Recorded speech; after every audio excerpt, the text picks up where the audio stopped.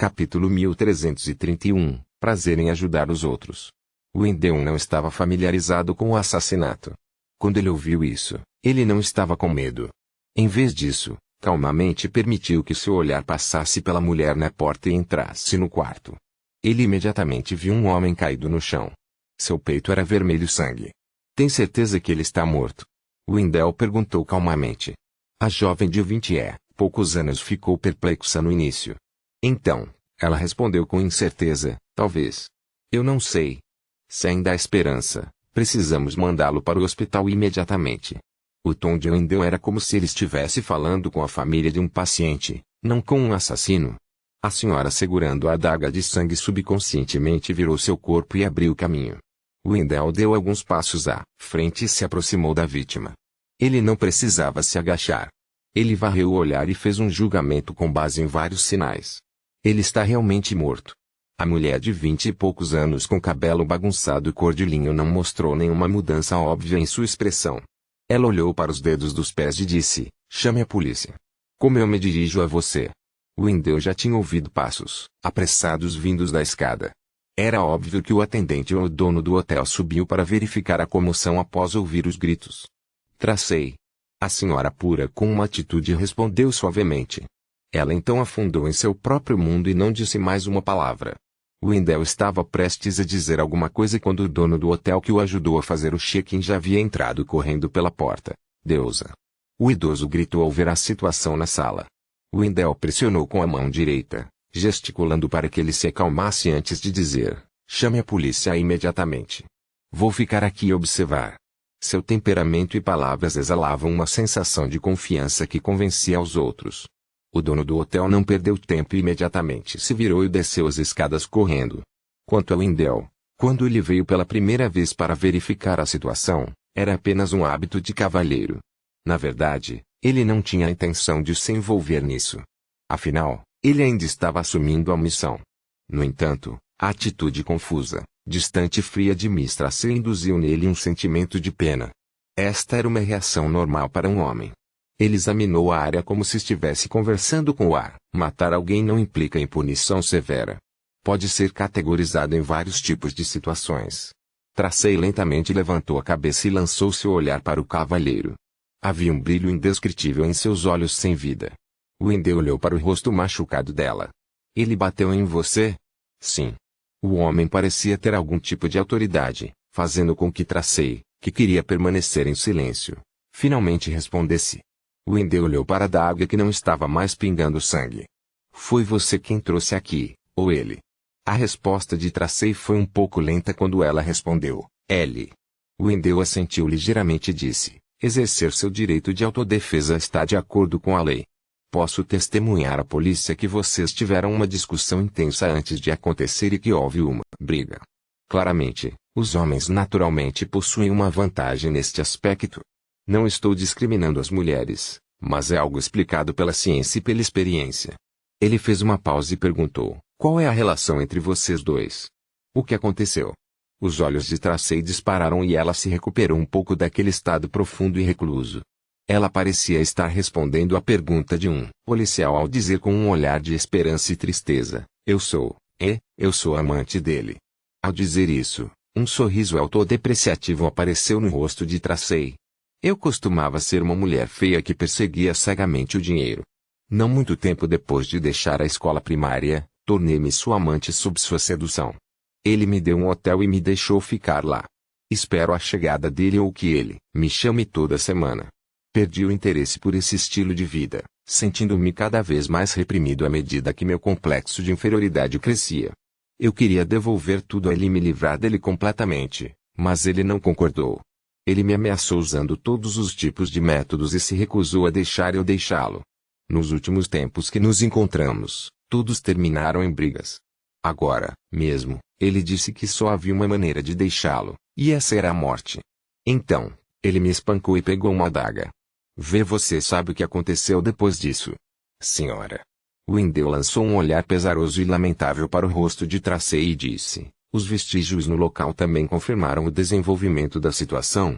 Ele originalmente pensou que Tracey e o falecido eram marido e mulher, mas, para sua surpresa, O relacionamento deles era pior do que ele imaginava. Tracy acenou com a cabeça inexpressivamente e disse, obrigado. Ela não disse mais uma palavra. Ela só quebrou o silêncio quando a polícia chegou. Ela ergueu as mãos e aceitou as algemas. Wendell olhou para seu ritmo cambaleante e disse à polícia, traga para verificar seus ferimentos primeiro e trate-os para evitar acidentes. Os policiais não sabiam por que tinham que ouvir as instruções de uma testemunha. Resumindo, eles levaram Tracy e Wendell a um pequeno hospital da cidade sem nenhuma objeção sob a forte chuva. Como Tracy era mulher, Wendell e 2 policiais aguardaram no corredor do hospital sem entrar no quarto. Com o passar do tempo, Wendell viu uma mulher grávida sendo enviada às pressas para a sala de parto. Parecia haver alguns problemas e eles precisavam de ajuda com o processo de parto. Depois de um tempo, ele ouviu o som de um bebê chorando, o anúncio de uma nova vida chegando a este mundo. Nesse momento, Tracy apareceu. Você sente isso? A beleza da vida, disse Wendell a Tracy solenemente. Enquanto Tracy ouvia o choro do bebê em meio ao vento uivante e à chuva, sua expressão estava, claramente comovida. Seu rosto já havia sido limpo, fazendo-a parecer muito limpa e simples.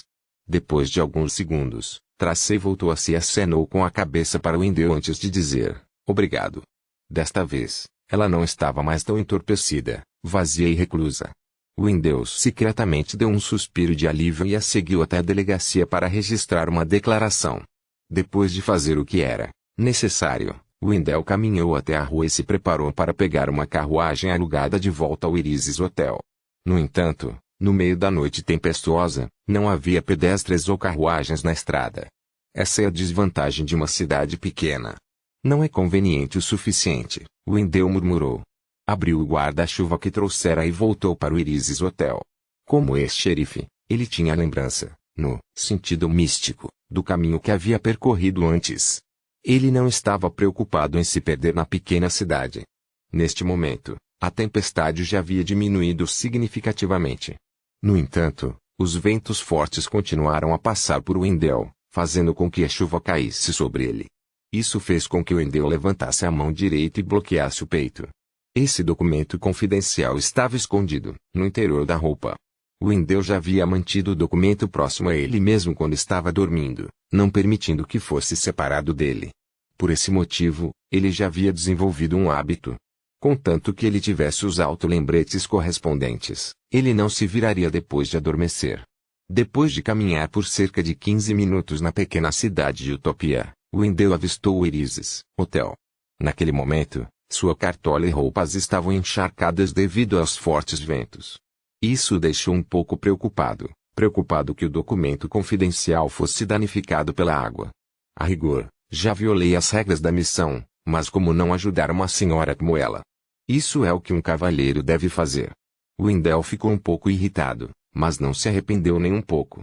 Ao entrar na sala, tirou imediatamente o paletó e retirou o documento, colocando-o sobre a mesa.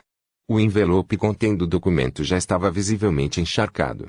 Havia alguns lugares que pareciam rasgar com um pouco de força. Wendell imediatamente tocou a campainha e chamou um atendente para pedir um fogão a gás, na esperança de aumentar a temperatura da sala e acelerar o processo de secagem ao ar do documento lacrado. No processo de espera, ele percebeu que o silêncio esperado do meio da noite não estava lá. Era como se os gritos e a chegada da polícia tivessem feito com que os inquilinos e moradores próximos acordassem sem conseguir dormir. Os ventos uivantes diminuíram significativamente e Wendell podia ouvir crianças chorando, casais discutindo, o som de um violino de madeira sendo tocado, soluços intermitentes, passos na escada e os sons ocasionais de discussão que às vezes eram suprimidos e às vezes aumentados sem perceber. Ele não sentiu nada sobre esta cena animada. Ele apenas sentiu que eles eram barulhentos que o impediam de se acalmar. Depois de um tempo, o atendente trouxe um fogão a carvão. Wendell relaxou e perguntou casualmente, você conhece aquela senhorita, Tracy? O atendente magro balançou a cabeça. Não. Ele então acrescentou, ouvi dizer que ela é local, mas tenho morado nas plantações fora da cidade antes deste ano. O que você sabe sobre ela? Wendell perguntou inconscientemente. Ela vem ao nosso hotel 3 a 5 vezes por mês, com o morto. O garçom suspirou de repente. Ela não está nada feliz. Wendell ficou em silêncio por alguns segundos antes de dispensar o atendente e voltar para sua mesa. Os segundos se passaram enquanto o envelope fora do documento confidencial secava gradualmente. Neste momento, o interior e o exterior do hotel tornaram-se relativamente silenciosos. Apenas o som da chuva caindo e o som das janelas sendo sacudidas pelo vento podiam ser ouvidos. Wendell estava cheio de ânimo ao relembrar tudo o que havia acontecido. Ele suspirou pela vida da senhorita Tracy e virou o envelope. Nesse momento, percebeu que havia surgido algum dano na parte inferior do envelope, revelando o pedaço de papel que havia dentro. Wendell franziu a testa, sabendo que estava prestes a ser punido. Claro, a punição não seria muito pesada, pois se o documento a ser distribuído fosse confidencial o suficiente, ele não seria o único a despachá-lo. Wendell planejou originalmente manter o estado atual e mostrar a situação danificada durante a entrega. No entanto, quando ele varreu o olhar, viu uma palavra no documento pelo buraco: utopia. Os nervos de Wendell se apertaram e ele sentiu como se o som do vento e da chuva lá fora tivesse parado de repente. Capítulo 1332. Chocado no meio da noite porque o documento confidencial que estou despachando menciona utopia. O que há de tão especial neste lugar? Muitos pensamentos passaram pela mente de Wendell quando ele ouviu um zumbido. Neste momento, ele sentiu como se fosse adoecer de esforço excessivo. Wendell rapidamente se forçou a se acalmar.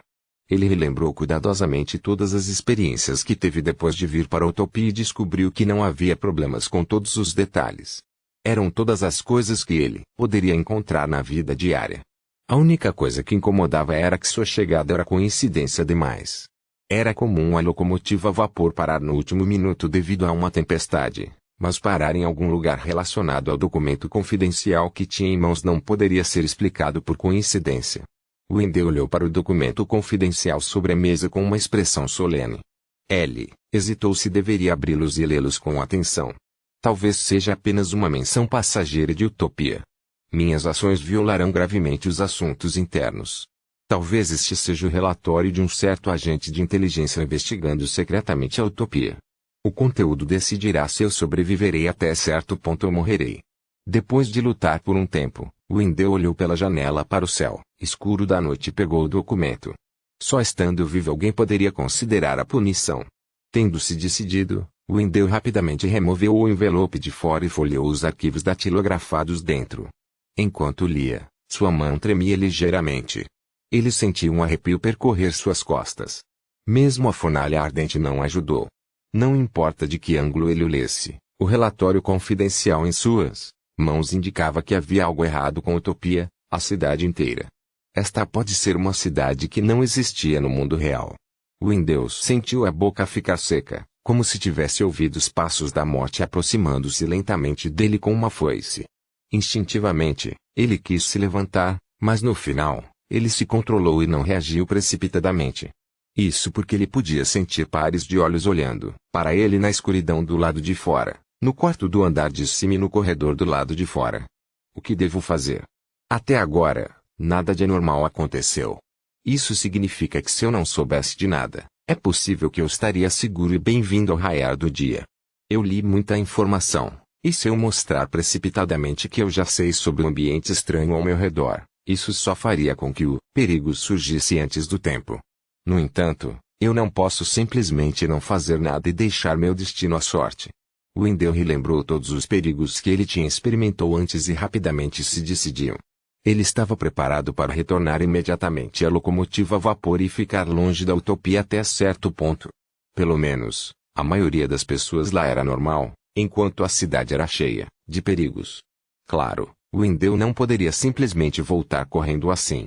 Ele teve que agir normalmente, como se tivesse saído do hotel no meio da noite para voltar à estação da locomotiva a vapor.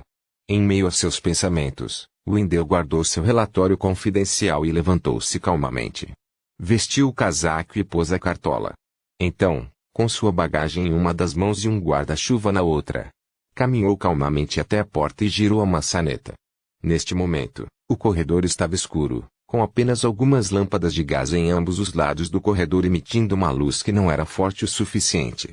Acrescentou sinais de vida humana ao ambiente silencioso em que ele podia ouvir um alfinete cair. Quando Wendell entrou no corredor, o piso de madeira sob seus pés fez um leve rangido. Estava tão claro na noite silenciosa que viajou para longe.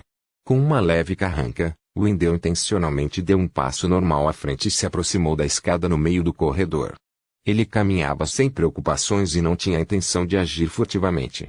Ao ver as escadas se aproximando, de repente ouviu um som agudo atrás dele. Senhor, onde você está indo? Uma voz masculina levemente rouca intermitente soou nos ouvidos de Wendell. O corpo de Wendell enrijeceu. Ele lentamente se virou e viu a porta de madeira da sala de serviço aberta. Um atendente saiu e ficou nas sombras da porta. Ele sorriu rapidamente e disse calmamente: tenho um item importante na locomotiva a vapor. Receio que alguém o leve embora, então não tenho escolha a não ser voltar agora. Nesse ponto, ele resmungou, baixinho: aconteceu um assassinato no hotel. Não quero mais ficar aqui. Não consigo dormir. Eu sinto muito. O atendente curvou-se ligeiramente e respondeu: eu não vou espalhar a notícia. Wendell assentiu com uma promessa e então voltou a subir as escadas. Talvez fosse devido à pouca iluminação da noite, ele andava com muito cuidado. Cada passo era como caminhar à beira de um precipício. 1 passo, 2 passos, 3 passos.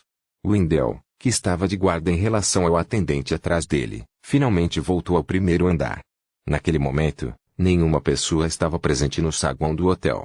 Todos os itens estavam escondidos na escuridão, e a luz fraca do lado de fora projetava uma silhueta borrada, como monstros ansiosos para devorar pessoas.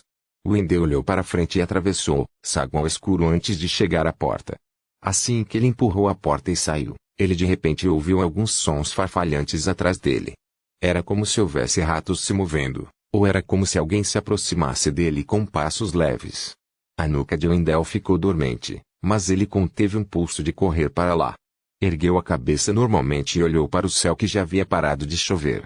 Então, ele inalou o ar frio e fresco e foi até a estação da locomotiva a vapor.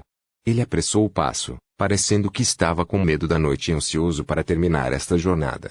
Enquanto caminhava, Wendell viu uma placa com o canto do olho. Escritório Telégrafo Utopia.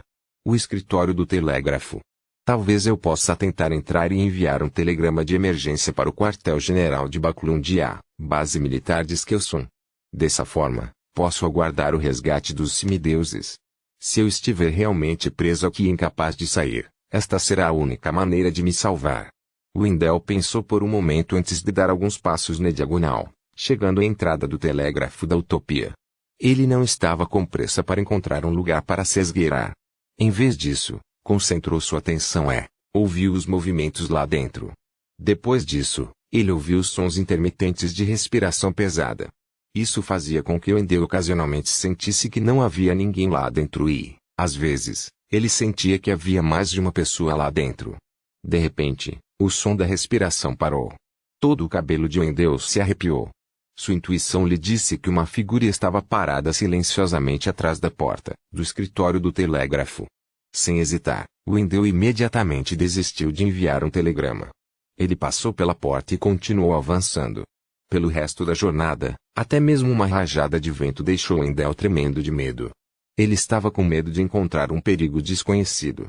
O tempo passou lentamente enquanto Wendell experimentava o tormento. Por fim, chegou à entrada da estação da locomotiva, a vapor, e viu que a porta estava bem fechada. Ele não podia entrar. Isso não foi um problema para Wendell. Ele primeiro passou o guarda-chuva para a mão esquerda que carregava sua bagagem, depois foi para o lado e encontrou uma parede. Com uma pressão da palma da mão, ele se ergueu no ar e facilmente virou. Depois de pousar os pés firmemente no chão, Wendell soltou um suspiro de alívio e começou a caminhar em direção à plataforma em um ritmo lento. Naquele momento, um som inaudível de passos pôde ser ouvido atrás dele. O que você está fazendo aqui? Uma voz profunda e rouca soou. Os dedos dos pés de Wendell se apertaram quando o suor frio começou a brotar em suas costas. Ele não hesitou. Enquanto se preparava para ficar violento, ele fez seu corpo girar lenta e rigidamente. A primeira coisa que entrou em seus olhos foi uma clássica lanterna de vidro, seguida pelo funcionário de antes. Wendell suspirou e resmungou: não é apropriado para você aparecer em tal ambiente em uma noite como esta. Como cavalheiro, você deve evitar assustar os outros. Não sou um cavalheiro, respondeu o funcionário de maneira hostil. Wendell apontou para o canto da plataforma. Eu vou ao banheiro. Ele já Havia observado o ambiente e o layout da plataforma no início do dia. Então por que você está aqui? Perguntou o trabalhador. Estou perdido, Wendell respondeu simplesmente. Em seguida, ele ignorou a equipe e caminhou em direção ao banheiro. Atrás dele, o funcionário observava silenciosamente sem dizer uma palavra. Isso deu a Wendell muito estresse mental, mas ele manteve sua marcha muito bem. No banheiro, sob a iluminação das luminárias de parede, Wendell levou quase um minuto para aliviar a tensão em seu corpo e fazer xixi com sucesso. Depois de retornar à locomotiva a vapor, Wendell finalmente encontrou uma sensação de segurança ao olhar para os passageiros deitados em suas camas. Nas horas seguintes, ele não dormiu nada e se precaveu de qualquer acidente. Assim que a compreensão de Wendell sobre a passagem do tempo desacelerou, o céu gradualmente se iluminou e dispersou a escuridão. Nas 2 horas seguintes, os viajantes que haviam ido para a Utopia retornaram um após o outro. Alguns compraram uma garrafa de vinho tinto local. Alguns pareciam exaustos. Eles pareciam ter sido espancados ou estavam de ressaca. Wendell era muito cauteloso com eles, mas não conseguiu descobrir nada de incomum nos detalhes. Show! Finalmente, o apito soou quando a locomotiva a vapor começou a se mover lentamente. Em meio aos sons estridentes, o trem saiu da estação Utopia. Depois disso, eles passaram por outro tempo escuro e sombrio. Felizmente, nenhuma tempestade caiu e o sol rapidamente perfurou as nuvens e iluminou o solo. Para Wendell, tudo isso era normal. Tinha sido assim desde que ele chegara à Utopia na noite anterior. Se não fosse pelo relatório confidencial que estava escondido perto de seu peito, ele definitivamente não teria acreditado que havia algum problema com a Utopia. Quando a locomotiva a vapor chegou à próxima parada, que todos conheciam, Wendell finalmente relaxou. Ele sentiu como se seu cérebro latejasse, como se sua energia tivesse sido drenada. Nesse momento, ele rapidamente relembrou sua experiência na Utopia. Como ele se lembrava, Wendell de repente se sentou ereto. Ele havia usado a desculpa de ir ao banheiro ontem à noite, mas estava carregando sua bagagem e um guarda-chuva. Não parecia um passageiro que acabava de descer de um trem a vapor. O funcionário da estação não percebeu isso, ou melhor, já havia descoberto, mas não o expôs por algum motivo desconhecido. Capítulo 1333. Aviso. Usando sua experiência como exemplo. De repente, os músculos das costas de Wendell começaram a ficar tensos, como se ele estivesse prestes a explodir. Ele ficou chocado e duvidoso quando vários palpites passaram por sua mente. Os residentes de Utopia são monstros em pele humana. Eles geralmente parecem normais, mas uma vez que encontram pontos cegos na lógica, eles mostrariam um lado diferente de uma pessoa comum, ignorando os pontos que são obviamente problemáticos. Ou talvez aquela equipe percebeu que eu estava mentindo e não queria lidar comigo, então ele fingiu não me ver e me deixou ir. Mas por quê? Sim, carregar minha bagagem para o banheiro pode ser explicado como eu tenho medo de perder minha bagagem, mas toda a plataforma é protegida. Não há necessidade de levar o guarda-chuva. Além disso, a chuva já tinha parado. Wendell instintivamente desviou o olhar pela janela, apenas para ver a luz do sol brilhando na plataforma em que estava. Um a um, os passageiros esperavam em ordem atrás da linha de segurança, completamente diferente das vibrações sombrias que o Utopia exalava. Ufa! Ele exalou de repente relaxou. Isso não é Utopia. Eu já saí.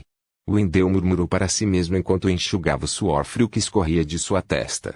Quando ele se lembrou de seu descuido anterior, foi como se tivesse caído em um pesadelo do qual não conseguia acordar, não importa o quanto tentasse. Depois de um tempo, Wendell se levantou e decidiu fumar na plataforma para aliviar seu humor. O tabaco o confortou muito, permitindo-lhe relembrar suas experiências passadas no Utopia. Durante esse processo, ele se inspirou em seu encontro, talvez seja porque eu sinceramente ajudei Tracey, então aquele membro da equipe ignorou intencionalmente minhas ações problemáticas e me deixou ir. Comparado a toda a população de Utopia sendo monstros escondidos sob a pele humana, Wendell estava mais disposto a aceitar essa explicação. Nesse momento, com o canto do olho, ele viu o condutor conversando com um grupo de pessoas em um canto. Wendell deu alguns passos à frente, tentando ouvir o que eles estavam dizendo. Com a ajuda de sua audição que transcendia os limites normais da audição, ele ouviu vagamente a conversa de uma distância que não causaria suspeitas. Ontem à noite, a estação Utopia não existe. No reino Por favor, mantenha isso em segredo. As sobrancelhas de Wendell se contraíram ligeiramente. Com base na descrição do documento perto de seu peito, ele entendeu aproximadamente do que o condutor do trem estava falando.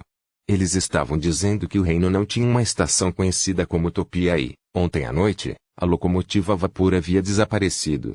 Naquele momento, uma forte sensação de horror surgiu no coração de Wendell novamente. Ele sentiu que era a sua maior bênção poder deixar Utopia com vida. Alfred passou quase uma semana antes de retornar a Backlund do porto de Skelsund.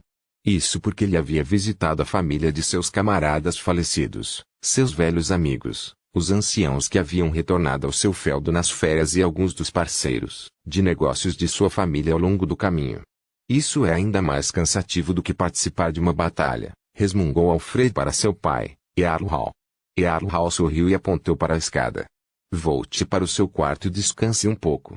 Conversaremos no escritório mais tarde. Ele estava bastante satisfeito com o estado mental e o progresso de seu segundo filho. Alfred examinou a área E. Perguntou com um sorriso, onde está a joia mais deslumbrante de Backlund? Ele fez uma pausa antes de acrescentar, e quanto a Ibert? Jarl Hall riu e disse, Audrey foi para a fundação dela e só voltará à tarde. Ela reclamava que você não dava a ela um horário definido, impedindo-a de saber quando você chegaria. Ibert agora é secretário de gabinete. Ele está muito ocupado. Alfred sentiu, e voltou para seu quarto para tomar um banho. Ele mudou para uma camisa, colete e terno formal.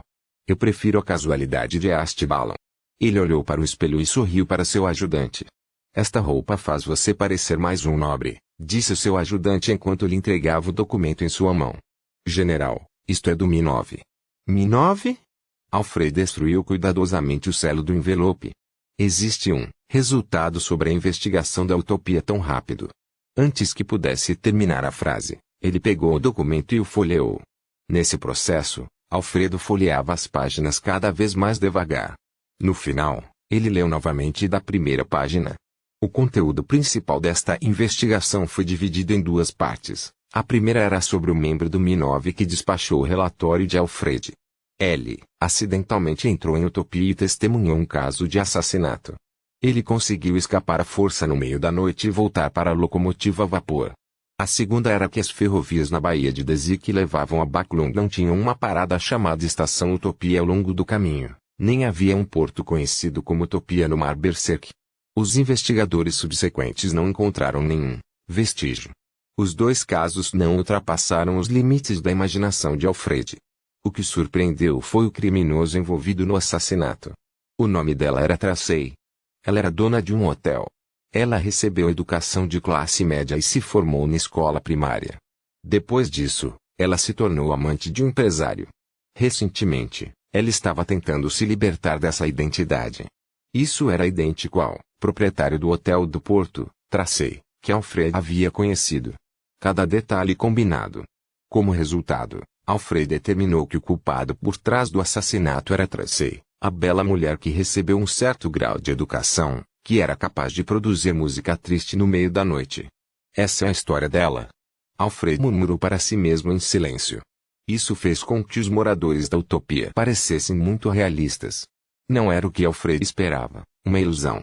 Em outras palavras, depois que os forasteiros partiram, os habitantes da Utopia continuaram a levar suas próprias vidas.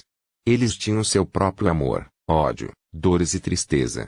Eles tiveram todos os tipos de experiências. Além de Utopia parecer não existir no mundo real, era semelhante a qualquer cidade comum no reino de Luen. Talvez a Utopia seja real. Todo mundo lá é real. No entanto, se alguém quiser entrar na cidade, tem que estar no lugar certo na hora certa. Alfred assentiu indiscernivelmente e guardou o relatório de investigação que havia recebido do Mi-9. Para ele, mesmo que esse assunto terminasse aqui, ele não tinha a intenção de investigar mais. Era preciso saber que, no continente meridional, ocorreram inúmeros incidentes e fenômenos bizarros. Se alguém fosse muito curioso, isso só lhe traria um perigo maior do que ele imaginava. Depois de ajustar as roupas de humor, Alfred foi ao escritório do pai e bateu na porta com o dedo curvado. Entre. A voz de Jarl Hall soou. Alfred arrumou o cabelo loiro, empurrou a porta e sentou-se. Jarl Hall sorriu para ele e disse, você já é um homem. Ninguém diria tais palavras a um homem, Alfred respondeu sem quaisquer reservas. No meu coração, você ainda é aquele jovem rebelde, disse Earl com um sorriso. Você já é um Beyonder da sequência 5. Alfred respondeu com um duplo sentido. Sim, sou um verdadeiro cavaleiro. Earl assentiu e de repente suspirou. Você deveria ter passado por muitas dificuldades. Pelo que sei, não importa se são as poções ou a guerra, elas trarão sérios danos às pessoas, desde seus corpos até suas mentes. Todo mundo passa por muita dor em suas vidas, disse Alfred com um suspiro. Ele usou um eufemismo no estilo Loen. Depois de uma pausa, ele acrescentou, comparado a quando deixei Backlund, meu estado atual é ainda melhor. Desde que eu compreenda um método adequadamente, não preciso me preocupar muito com o impacto da loucura no meu nível. Earl não continuou com o assunto e, em vez disso, disse, sua irmã também se tornou uma Beyonder. Oh! Alfred ficou chocado a princípio, mas então se lembrou de algo. Ele disse com algum aborrecimento, eu pensei que ela apenas mudou seu hobby. Ao que parece, a aventura de Audrey teve um pouco de sua ajuda, disse Earl, aparentemente esclarecido. Espero que você possa falar com ela sobre o quão perigoso, louco e doloroso é sobre as poções de sequência. Deixe-a permanecer em seu nível atual. Alfred respondeu sem hesitar, eu farei isso. À noite, na pequena sala de estudo de Audrey. Alfred, por que você está me procurando? Audrey, que havia trocado de roupa para casa, conduziu Suzy e abriu a porta para seu irmão. Ela estava esperando por seu irmão há alguns minutos. Eu tenho algo para avisá-lo. Alfred entrou no escritório e casualmente puxou uma cadeira. Audrey sorriu e apontou para o Golden Retriever. Você precisa que a Suzy vá embora. Alfred não pôde deixar de sorrir ao olhar para o obediente Golden Retriever que estava sentada ao lado, seus olhos cheios de um olhar de consciência. Não há necessidade disso. Acredito que não vai escutar nossa conversa. Ela, Audrey o corrigiu casualmente. Depois que a nobre garota se sentou à sua frente, Alfred suspirou interiormente. Depois de alguns anos sem vê-la, sua irmã mais nova não era mais tão terna quanto antes. Independentemente de sua aparência ou temperamento, ela já havia atingido um nível que causava espanto. Ela não era mais a garotinha do passado. Alfred retraiu o olhar e perguntou casualmente, ouvi dizer que você se tornou um Beyonder? Sim. Audrey assentiu francamente. Alfred planejou originalmente perguntar que sequência ela era, mas depois de pensar um pouco, ele sentiu que era muito direto. Foi fácil para ela explodir, então ele deliberou sobre suas palavras e disse, você deveria ser um Beyonder do caminho do espectador, certo? Ah, Salamandra Arco-Íris tem poderes semelhantes. A Rainbow Salamander foi um presente de Alfred para sua irmã. Depois que Audrey deu uma resposta afirmativa, Alfred brincou, você pode fazer tratamento no domínio da mente agora. A maioria dos Beyonders, inclusive eu, precisa de ajuda neste aspecto. Sim, esqueci de dizer que já sou um paladino disciplinar da sequência 5 do caminho do árbitro. Audrey franziu os lábios e sorriu. Sou um psiquiatra qualificado que passou por treinamento profissional. Você pode verificar isso com papai e mamãe. Ela já é uma sequência 7. A expressão de Alfred gradualmente se tornou solene. Audrey, devo lembrá-la de que as poções não trazem apenas força. Dito isso, ele fez uma pausa e observou a reação de sua irmã. Ele percebeu que Audrey não estava nem um pouco impaciente e estava ouvindo com muita seriedade. Toda poção contém uma loucura que pode levar à perda de controle. Já vi situações semelhantes antes. Mais de uma vez. Aconteceram com meus inimigos e aconteceram com meus amigos. Ninguém é poupado. Alfred amalgamou suas experiências em Astbalon e começou a explicar os perigos da poção em detalhes. Durante esse processo, ele percebeu que sua irmã, Audrey, não era a única que ouvia com atenção. Além disso, Suzy, a Golden Retriever, parecia extremamente quieta. Capítulo 1334, Noite com a Lua. O prédio de escritórios do Minov estava localizado na Beloto Street, em West Borough, e era um prédio discreto de 3 andares. A entrada não mostrava nenhum sinal de sua identidade. Simplesmente pendurou uma placa na porta. Novo núcleo desse prédio de escritórios era subterrâneo e, acima dele, ficavam os funcionários. Claro, a maioria dos Beyonders que estavam sob o Minov não iriam para a clandestinidade sem motivo. O ambiente lá não era bom e a atmosfera era opressiva. Era possível que um acidente acontecesse devido à falha em vigiar um artefato selado. Xiu era agora o vice-líder da equipe de segurança nacional contra a espionagem. Ela estava encarregada de uma equipe Beyonder de pequena escala, responsável por lidar com casos de espionagem relacionados a entes na grande área de Backlund. Há uma missão aqui. Seu superior, o vice-diretor do Mi-9, o líder da equipe de segurança nacional e contra a espionagem, tenente-general Pantek, pegou um documento e o entregou sobre a mesa à sua frente. É muito urgente. Xiu recebeu e perguntou cautelosamente. O tenente-general Pantek era um típico velho de Luen com um caso de severa recessão capilar. Ele pegou uma xícara de café de porcelana branca e tomou um gole. De jeito nenhum. É um risco bastante baixo. Na verdade, esta missão será enviada a todos os membros, esperando que alguém consiga completá-la por sorte. Essa descrição estava fora das expectativas de Xiu, mas ela não abriu o dossiê na hora e respondeu diretamente: vou informar os membros da minha equipe. Xiu voltou para seu quarto depois de deixar o escritório do tenente-general Pantek. Quando ela se jogou em seu assento, ela parecia ter se escondido.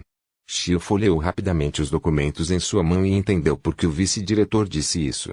A utopia que precisava ser investigada não parecia estar em nenhum lugar nos continentes Norte e Sul, nem em nenhuma das ilhas conhecidas nos 5 mares. Nas últimas 2 semanas, muitas pessoas entraram na chamada utopia, mas a forma como entraram foi completamente diferente. Alguns entraram pelas águas do Mar Sonia do Mar Berserk, chegando por uma terrível tempestade. Alguns estavam no meio de uma ferrovia que ia de Desi, Baia Backlund. Devido a uma forte tempestade, eles se atrasaram e pararam na cidade. Outros estavam no condado de Sivelaus, e entraram porque estavam perdidos.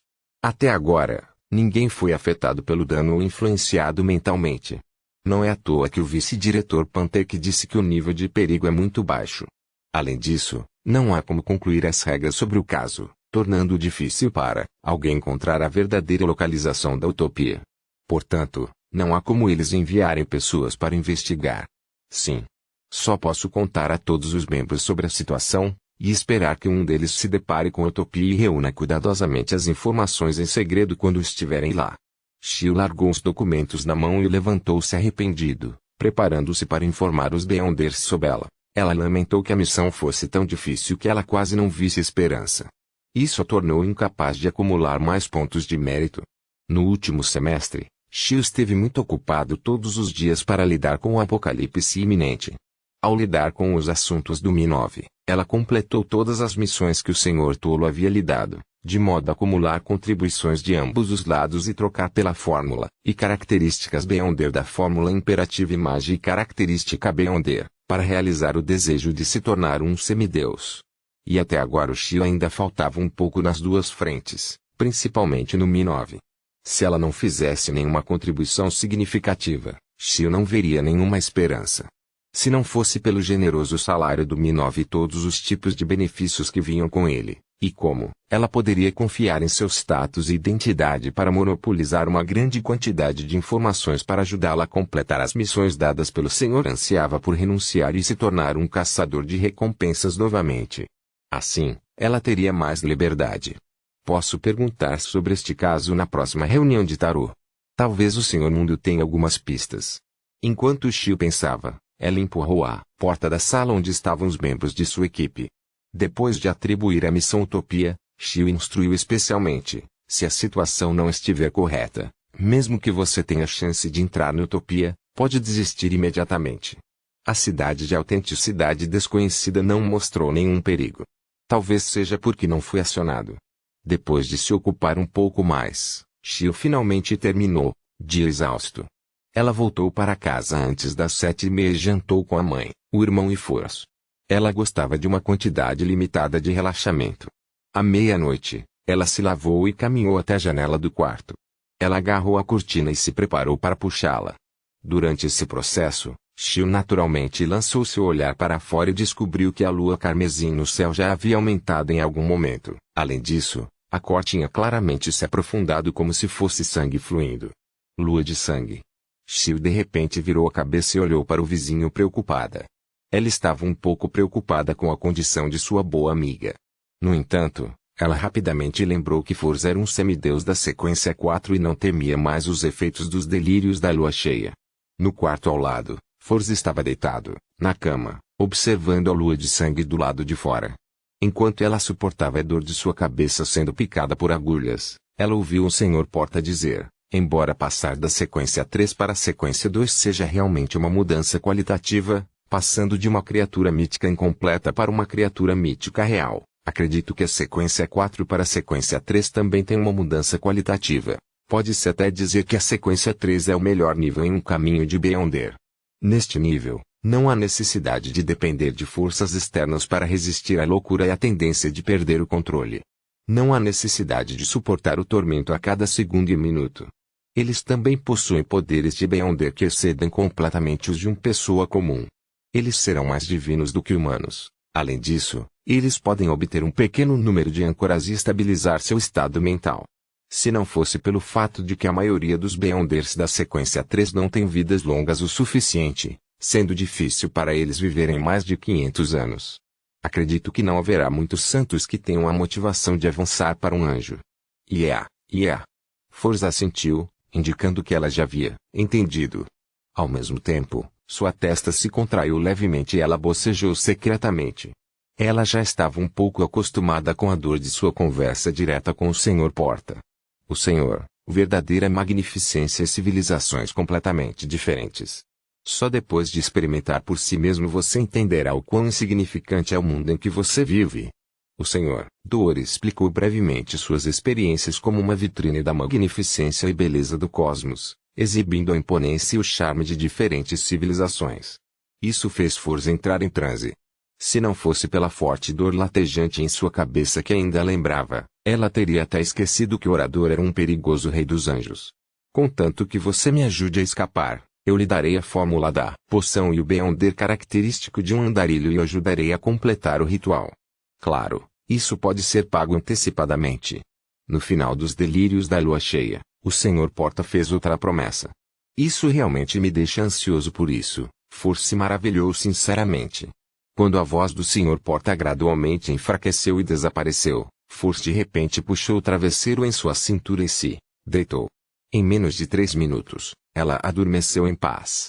Para ela, o vasto cosmos era realmente cheio de encanto. No entanto, também continha o perigo de ser corrompido apenas por saber disso. Ela não tinha motivação para explorá-lo. Vou considerar isso depois de visitar todos os lugares do continente norte e sul e os 5 mares.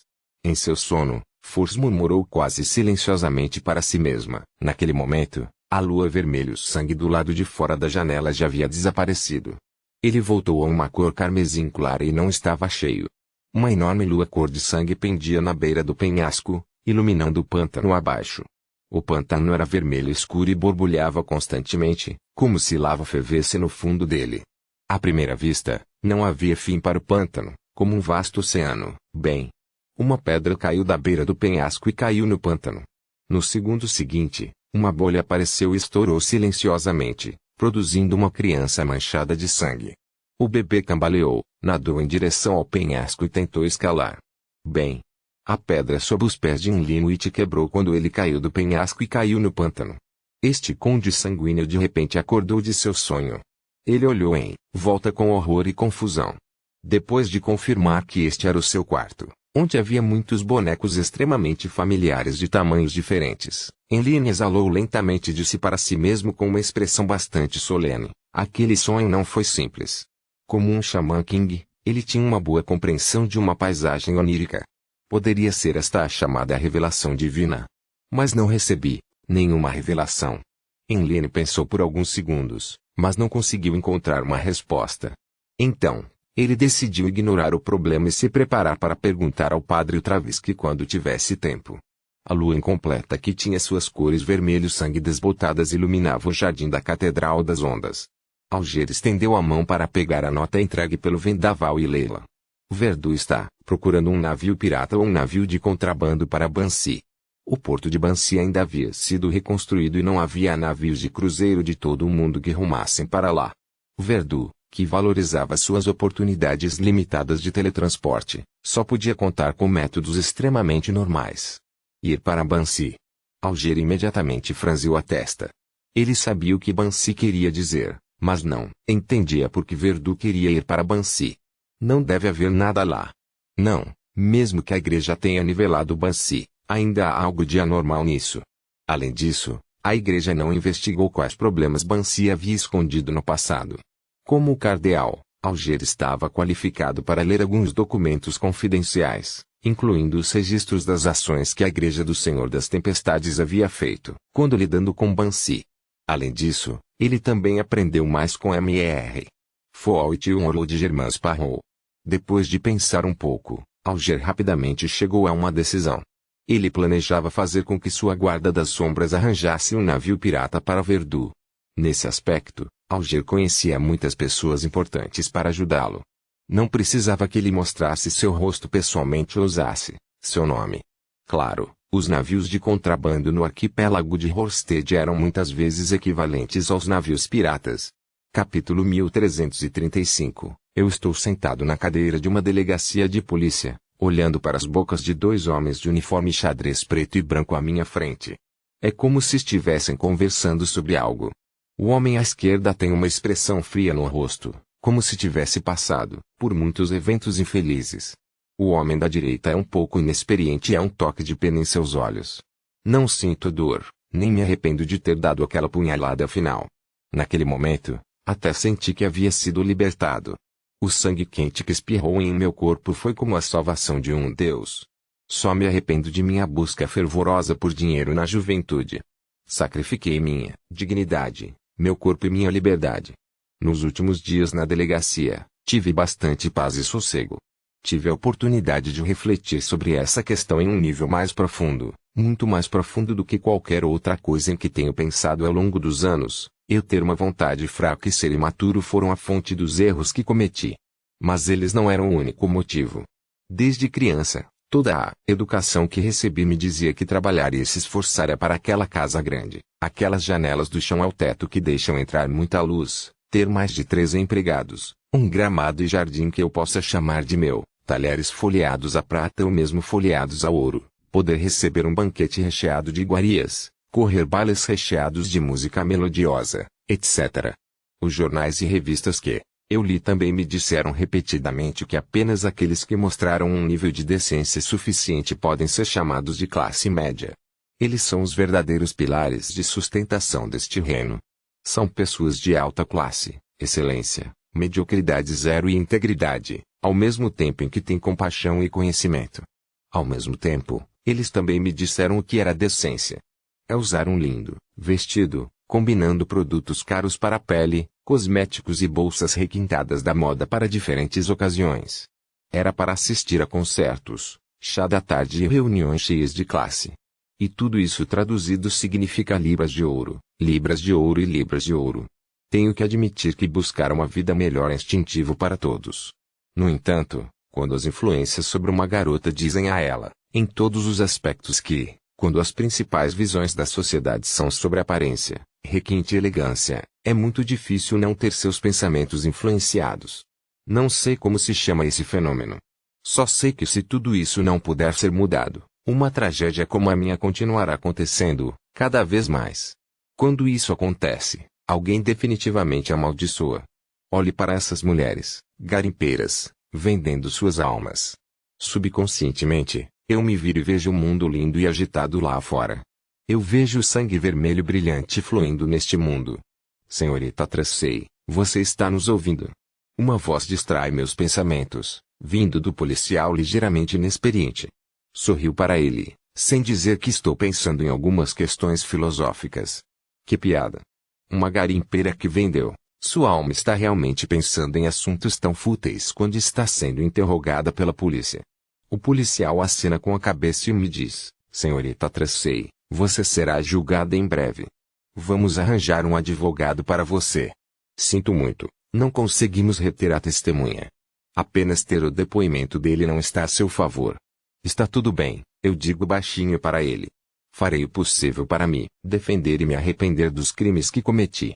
Só espero poder recomeçar a vida. Eu penso por um momento e curvo os cantos dos meus lábios. Digo aos dois policiais: vocês podem me emprestar alguns livros da biblioteca enquanto espero o julgamento. Sim, fenômenos da sociologia e da educação. Nesse momento, vejo os dois policiais aturdidos e com uma pitada de, sim, surpresa. Sento-me na outra ponta da mesa manchada e ouço a senhorita julgamento descrever o incidente da utopia. Depois que ela termina, olho em volta e digo com voz rouca: isso é um ritual. Sem surpresa, vejo o olhar da senhorita julgamento congelar. Eu posso sentir o senhor enforcado e a senhorita justiça olhando com uma pitada de especulação em seus olhos. Neste momento, quase posso adivinhar o que eles estão pensando. Eles, definitivamente suspeitam que este é o ritual da sequência 1 do tio Orlo de Germain Sparrow. E eles já sabem há muito tempo pelas palestras nas reuniões de tarô que a existência de um Deus verdadeiro da sequência 0 torna impossível a existência de uma sequência 1. Sobre este assunto, já preparei uma explicação. É para deixá-los pensar sobre o antigo Deus do Sol e seus 8 reis dos anjos. Infelizmente, ninguém levanta questões. Eles podem já ter feito a conexão com os 6 dos anjos, ou talvez acreditem que o ritual envolvendo a utopia é principalmente para ajudar o senhor louco a despertar ainda mais. Olho para a senhora que está perdida em pensamentos e pergunto, após alguma deliberação: senhorita Tracy, onde seus pais moram? Eles já faleceram. A bela senhora cuja alma não pertence mais aqui responde com uma voz etérea. Eu abaixo minha cabeça e gravo: você tem algum outro parente? A senhora se vira para olhar pela janela e responde casualmente: não. Troco olhares com meu colega e levanto a voz: senhorita Tracy, você está nos ouvindo? A senhora à minha frente retrai seu olhar distante e sorri para mim. Não sei no que ela está pensando. Ela é tão quieta como uma flor desabrochando sozinha na noite. Esta analogia vem de uma antologia de poemas. Meu irmão me disse que ler poemas me deixa mais charmoso. Claro, até agora, os poemas só trouxeram principalmente zombaria. Todos os policiais acreditam que é inútil quando conto à senhora à minha frente sobre o julgamento. Vejo um leve sorriso em seu rosto enquanto ela nos implora para pegar emprestados alguns livros da biblioteca, livros que acredito serem difíceis apenas pelo título. O sorriso e os nomes do livro combinam-se numa beleza indescritível. Depois de mandar a senhorita Tracy de volta para a sala de detenção temporária, arrumo os materiais para o caso e me preparo para fazer uma visita ao advogado. É algo que foi pré-determinado há muito tempo. Eu me recosto na cadeira e ouço Tim Onlin descrever seu sonho. Após a avaliação do padre Travesky, foi confirmado que este sonho não se originou da Mãe Terra. Isso inevitavelmente faz com que as pessoas lancem seus olhares de desconfiança para a Lua, em direção a um estado anterior à corrupção da deusa mãe da depravação. Estou quase me divertindo com meus próprios pensamentos. Como um vidente experiente, um mestre em decifrar sonhos, não sou contido pela modéstia.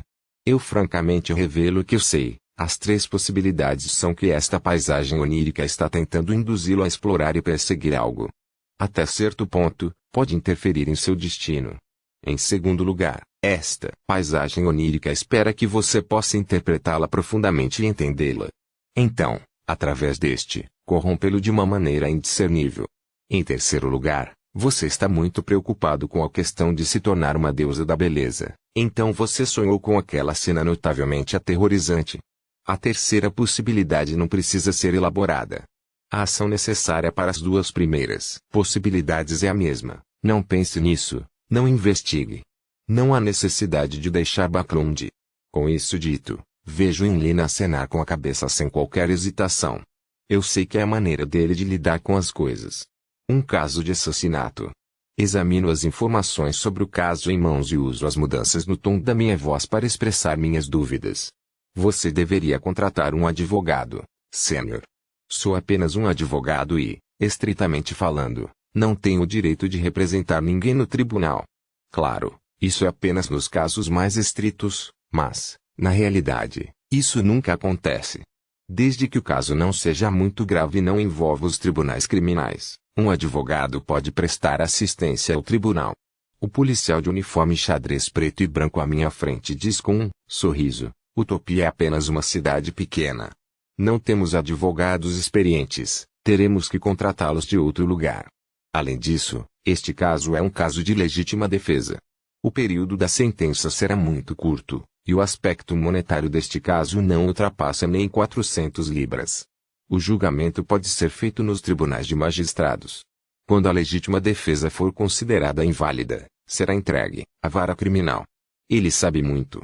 Ele está planejando mudar de profissão para se tornar um advogado. No entanto, em circunstâncias normais, ele ainda tem que entregar um caso de homicídio que tem legítima defesa injustificável aos tribunais criminais. E, este é o benefício de uma cidade pequena. Há muitas coisas que não são tão rígidas. Penso por um momento e respondo secamente: vou tentar defender o cliente alegando inocência. Além disso, por favor, providência para que eu me encontre com a senhorita Tracy o mais rápido possível. Depois de folhear as informações anteriores, já estou bastante confiante neste caso. O maior problema agora é se a imagem de Miss Tracy pode atrair a simpatia de outras pessoas. Sim, embora minha licença de advogado tenha sido forjada em outro lugar, isso não pode negar meu profissionalismo. Acontece que cometi erros naquele exame. Bansi. Verdu quer ir para Bansi. Sento-me na ponta da longa mesa manchada e olho para o enforcado, que se apresentou ao senhor louco. Tenho algumas dúvidas sobre o desenvolvimento do assunto. Verdu, que está envolvido em misticismo e está tentando salvar o senhor Porta, tem alguns motivos para procurar em Bansi Arbor. Além disso, ele está em Bayonne há quase meio ano, então é muito normal que ele entre em contato com informações sobre Bansi. O principal problema é que a vigilância anterior do enforcado não forneceu nenhum sinal correspondente, tornando Verdus as ações parecem um pouco fora de lugar. A importância dada a este assunto deve ser aumentada. Eu aceno interiormente e ouço o senhor tolo instruir: continue monitorando. Toco o violão de 7 cordas na fonte da praça municipal. Eu uso minha faca e garfo para cortar o bife. Na catedral, descreve os ensinamentos da deusa aos crentes. Estendo a mão direita e saio da carruagem com a ajuda de um cavalheiro. Pego o vestido novo que estava procurando há tanto tempo e mal posso esperar para vesti-lo. Eu avanço com minhas 4 patas, enquanto estou sendo perseguido por uma criança. Eu rio alto enquanto cambaleio e brinco com um cachorro. De repente, nós trememos. Olhamos para o céu e vemos linhas finas e ilusórias brotando de nossos corpos. Eles se estendem a uma altura infinita, estendendo-se além da névoa branco-acinzentada. Eles se estendem até um antigo palácio e aterrissam nas mãos de uma figura alta envolta em névoa. Durante esse período, o estado de Klein sempre foi muito estranho, como se ele tivesse se transformado completamente em milhares de vidas. Cada clone tinha sua própria vontade, pensamentos, conhecimento e destino. No entanto, acima dessa consciência coletiva havia uma consciência primária que mantinha o controle. Constantemente sofria todos os tipos de ataques, como se pudesse ser assimilado pelo mar de consciência que se formou autonomamente a qualquer momento. No entanto, acabou por resistir à enxurrada de ataques, permitindo que Klein mantivesse um certo nível de clareza. Seu verdadeiro corpo estava deitado no subsolo na Catedral de Saint Ariana. Sua consciência ocasionalmente se elevava e entrava no castelo de Sephiroth, e ocasionalmente afundava em seu corpo. Todas as cenas que os clones de marionete vivenciaram constantemente piscavam em sua mente como um sonho formado por uma grande quantidade de fragmentos. Capítulo 1336 Interação Estação de Locomotiva a Vapor de Backlund, Plataforma 3. Alfred conversou com seus pais e irmã por um tempo antes de correr para deixar o trem durante o intervalo entre eles. Ele veio até a plataforma e disse a seu escudeiro: "Dê-me um cigarro, e Astbalon." Seus últimos anos tiveram algum impacto negativo sobre ele, além de seu sofrimento mental e dor. Ele ainda manteve alguns maus hábitos. Depois de fumar muitos cigarros e Astbalon que consistiam em especiarias e ervas embrulhadas em folhas de tabaco torradas, Alfred não estava mais acostumado com os cigarros de papel que continuavam populares no continente do norte. Ele acreditava que eram insossos e sem gosto, como se fossem bebidas diluídas em água. Quanto aos charutos, sentiu que precisava de um bom ambiente para saboreá-lo lentamente. Não combinava com sua situação atual. Claro, seu vício em fumar não era muito sério. Um paladino disciplinar tinha constituição e espírito suficientemente bons para resistir a tais influências. Alfred veio fumar na plataforma porque sentiu que estava muito abafado no vagão do trem. Além disso, sua mãe sempre levantava a questão de ele não ser casado. Depois que o escudeiro tirou e acendeu o cigarro e Astbalon, Alfred trouxe o bastão que estava quase carbonizado até a boca e o chupou profundamente. O cheiro forte entrou em seu corpo, fazendo seu espírito estremecer. Naquele momento, ele viu um homem de cabelos loiros que parecia uma escultura clássica caminhando com seu criado. Alfredo hesitou e sorriu. Ele levantou a mão direita e disse: Hubert, pensei que você não voltaria para Eastchester. Era o filho mais velho de Earl Hall, irmão de Alfred, Lord Hubert Hall. Hubert deu um sorriso perfeito e disse: sou apenas um secretário de gabinete, não o secretário-chefe do gabinete. Não estarei tão ocupado a ponto de nem ter folga no fim de semana. Na verdade, ele também não tinha planos de ser secretário-chefe do gabinete. Seu principal objetivo era acumular experiência nos vários departamentos do governo e construir suas próprias redes e recursos para se preparar para entrar na Câmara dos Lordes no futuro. Alfred deu outra tragada no cigarro Estebalon e sorriu. Bom fim de semana. Depois de observar Hubert entrar na carruagem, Alfred sentiu que alguém estava olhando e discutindo. Por que não há passageiros esperando pelo vagão do trem? Não parece estar cheio. Ah, é um vagão especial. Foi pré-reservado por uma figura importante por uma grande soma de dinheiro. Eu sei que você pode não ter visto tal situação antes, mas você deve se lembrar que isso acontece com frequência em grandes cidades, como Backlund e Constante. Quando essas figuras importantes trouxerem toda a sua família para fora, eles definitivamente terão mais de 100 criados a seguir. Talvez até haja animais de estimação, então como eles podem se espremer em um vagão de trem com pessoas comuns? É assim mesmo. Eu me pergunto quem é esse figurã. Alfred virou a cabeça para olhar. Havia dezenas de pessoas em uniformes cinza-azulados na plataforma 2 que inspecionavam silenciosamente a plataforma 3 através dos trilhos vazios. A distância entre as duas partes não era pequena. Se a audição de Alfred não fosse excelente, ele não seria capaz de entender o que eles estavam discutindo. Eles são? Alfred se virou para perguntar ao seu ajudante. Ele só conseguiu reconhecer que o uniforme que usavam pertencia a uma empresa ferroviária. O ajudante virou-se imediatamente e perguntou ao pessoal da plataforma. Logo, ele voltou correndo e sussurrou para Alfred: General, eles são despachantes de trem de todo o reino. Eles estão passando por um treinamento de curto prazo em Backlund. Alfred assentiu levemente e olhou para a plataforma 2 novamente. O mais velho dos despachantes tinha cabelos brancos e o mais novo parecia ter 20 e poucos anos. A maioria deles eram homens de meia idade na casa dos 30 ou 40 anos com costeletas grisalhas. No Marsonia, cidade da generosidade, Bayon, Verdu carregou sua bagagem, que não continha muitos objetos de valor, e embarcou no barco à noite. Ele deixou o porto e embarcou em um navio pirata. Como sequência 7 do caminho do aprendiz, ele não era muito bom em combate. E embora Verdu tivesse um item místico com ele estava com medo de seus efeitos negativos. Ele não estava disposto a usá-lo, a menos que fosse crítico fazê-lo. Portanto, para evitar o perigo, ele fez o possível para não trazer nada que atraísse facilmente a ganância de piratas nos quais ele não confiava. O pirata no convés olhou para Verdu e zombou. Não precisa ter medo. Sempre cumprimos nossas promessas. Contanto que você pague pela viagem, com certeza não vamos jogar você no mar. Aqui, vai ser ainda mais seguro do que você pegar um navio de passageiros. Pelo menos você não precisa se preocupar em encontrar piratas. Vendo Verdu em silêncio como se parecesse um tanto assustado, o pirata alegremente jogou uma chave para ele. O segundo andar no convés, o quarto no final.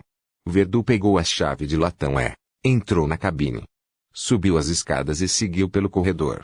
Este nível parecia ter sido especialmente preparado para as pessoas que embarcaram no navio pirata por vários motivos. Ao longo do caminho, Verdu encontrou alguns passageiros que eram totalmente diferentes dos piratas. Entre eles estava uma menina de rua que estava vestida com pouca roupa, um homem de meia idade com uma barriga protuberante e rostos oleosos, um jovem extremamente frio vestindo uma capa e uma cartola.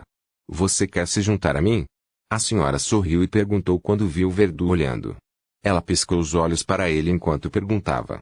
Não ficou claro se ela estava planejando fazer algum negócio durante a viagem ou se estava fazendo negócios durante uma viagem. Verdu ignorou e desviou o olhar antes de caminhar para seu quarto. Aquele jovem bem definido e frio também parou na entrada diagonalmente oposta. Backlund, Westborough, 9 Beloto Street. Entre. Shiu endireitou o corpo no assento enorme e largo. A porta se abriu e 2 membros do Mi-9 que estavam sob comando de Shiu entraram. Coronel, encontramos algumas informações sobre a investigação da utopia. Um homem de paletó escuro entregou um relatório a Xiu. Xiu se assustou quando ela se animou. O que é? O homem de jaqueta escura simplesmente disse: nos últimos dias, aproveitamos o tempo livre que tivemos ao concluir nossa missão anterior para visitar todos os passageiros em Baklum daquela locomotiva a vapor em particular por meio de nossos informantes. Sem dúvida, ele se referia à locomotiva a vapor que havia parado, em Utopia. O Xiu assentiu e gesticulou para que seu subordinado continuasse. O homem de paletó fundo apontou para o relatório e disse: temos a confirmação preliminar de que nenhum dos passageiros que chegaram com sucesso a Baklum apresenta qualquer anormalidade. Eles estão de bom humor e não têm problemas com suas memórias. No entanto, descobrimos uma coisa: naquele momento, nem todos voltaram para o trem. Segundo 2 passageiros, seus vizinhos optaram por permanecer em Utopia. Uma era uma senhora que adora viajar e explorar. Pequena cidade única por mais algum tempo para descobrir coisas ainda mais maravilhosas. Os 2 passageiros ficaram sabendo disso enquanto conversavam com ela. Eles não apenas dividiram assentos vizinhos, mas também escolheram ficar no mesmo hotel. Eles se encontraram pela manhã. Aquele hotel era o mesmo em que nosso agente de inteligência se hospedou. Chama-se Irizes. Xiu balançou a cabeça lentamente e disse: você investigou a situação da senhora? Qual o nome dela? Não podemos ter certeza se ela saiu da utopia, respondeu o outro membro do Mi-9 com um cavanhaque espesso. Aqueles 2 passageiros só sabem que o nome da senhora é Mônica, mas eles não sabem o sobrenome ou o histórico dela. Xiu reconheceu laconicamente. Sua missão subsequente é investigar o passado desta senhora, encontrar sua família e amigos e confirmar se ela voltou. Sim, coronel. Os 2 funcionários do Mi-9 fizeram continência e deixaram o escritório de Xiu.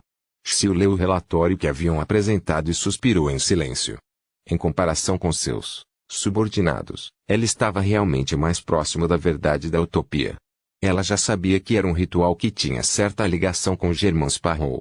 No entanto, ela não tinha como relatar essa notícia a seus superiores para obter crédito. Sem mencionar a origem da informação, Xiu precisava considerar se Germain Sparrow estava disposto a deixar essa notícia vazar. Talvez eu possa tentar entrar em contato com Germain Sparrow e pedir sua opinião. Xiu arrumou sua mesa pensativa e saiu do Mi-9. Depois de trocar de roupa, ela voltou para Eastborg e para a área da ponte. Ela foi para bares diferentes, assim como em seus dias de caçadora de recompensas, para coletar todo tipo de informação de pessoas diferentes. Durante esse processo, ela perguntou de passagens sobre a utopia, mas ninguém tinha ouvido falar dela. Por fim, Xiu entrou em um bar localizado na área de Baklum Bridge e sentou-se em um banquinho alto. Ela disse ao barman: alguém suspeitou recentemente? Muitas pessoas suspeitam, mas não têm recompensas, respondeu o barman casualmente. Xiu circulou em torno desse tópico para obter mais informações e, quando terminou, perguntou de acordo com o planejado: você já ouviu falar em utopia? Já ouvi falar, respondeu o barman enquanto limpava o vidro. Xiu moveu seu olhar do balcão do bar lentamente. Ela olhou para o barman e perguntou: de onde? Houve um convidado que veio mais cedo e controlou a bebida, disse o barman com indiferença. Eu promovi nosso coquetel especial para ele.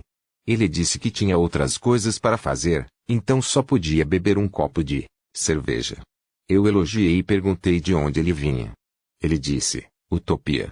Wendell tinha acabado de tomar seu café da manhã quando a campainha tocou. Pelo olho mágico, ele viu um policial em um uniforme xadrez preto e branco do lado de fora. Abriu a porta perplexo. Posso perguntar qual é o problema? Wendell perguntou educadamente. Esta casa era um lugar para o qual ele havia sido designado, depois de vir para Baklund. Isso porque ele ficaria nessa cidade por um bom tempo, recebendo investigações internas e monitoramento. O policial ainda era jovem e um pouco inexperiente. Ele tinha apenas 20 e poucos anos. Ele forçou um sorriso e disse a Wendell: olá, sou Billis, um policial. Há um caso que exige que você preste depoimento no tribunal. Que caso? Wendell franziu ligeiramente a testa. O jovem policial chamado Billis disse com um sorriso educado: é o caso do homicídio de Tracy em Utopia. Os olhos de Wendell se arregalaram. Capítulo 1337. Uma reação em cadeia. Naquele momento, Wendell sentiu suas panturrilhas tremerem levemente, como se não pudesse mais suportar o peso de seu corpo. Depois de deixar Utopia, ele previu um pior resultado possível: morte súbita sem motivo explicável. No entanto, ele nunca esperava encontrar alguém da Utopia em Backlund, uma cidade realmente grande. Mais importante, o visitante até o convidou para Utopia. Para Wendell, este foi um pesadelo extremamente assustador.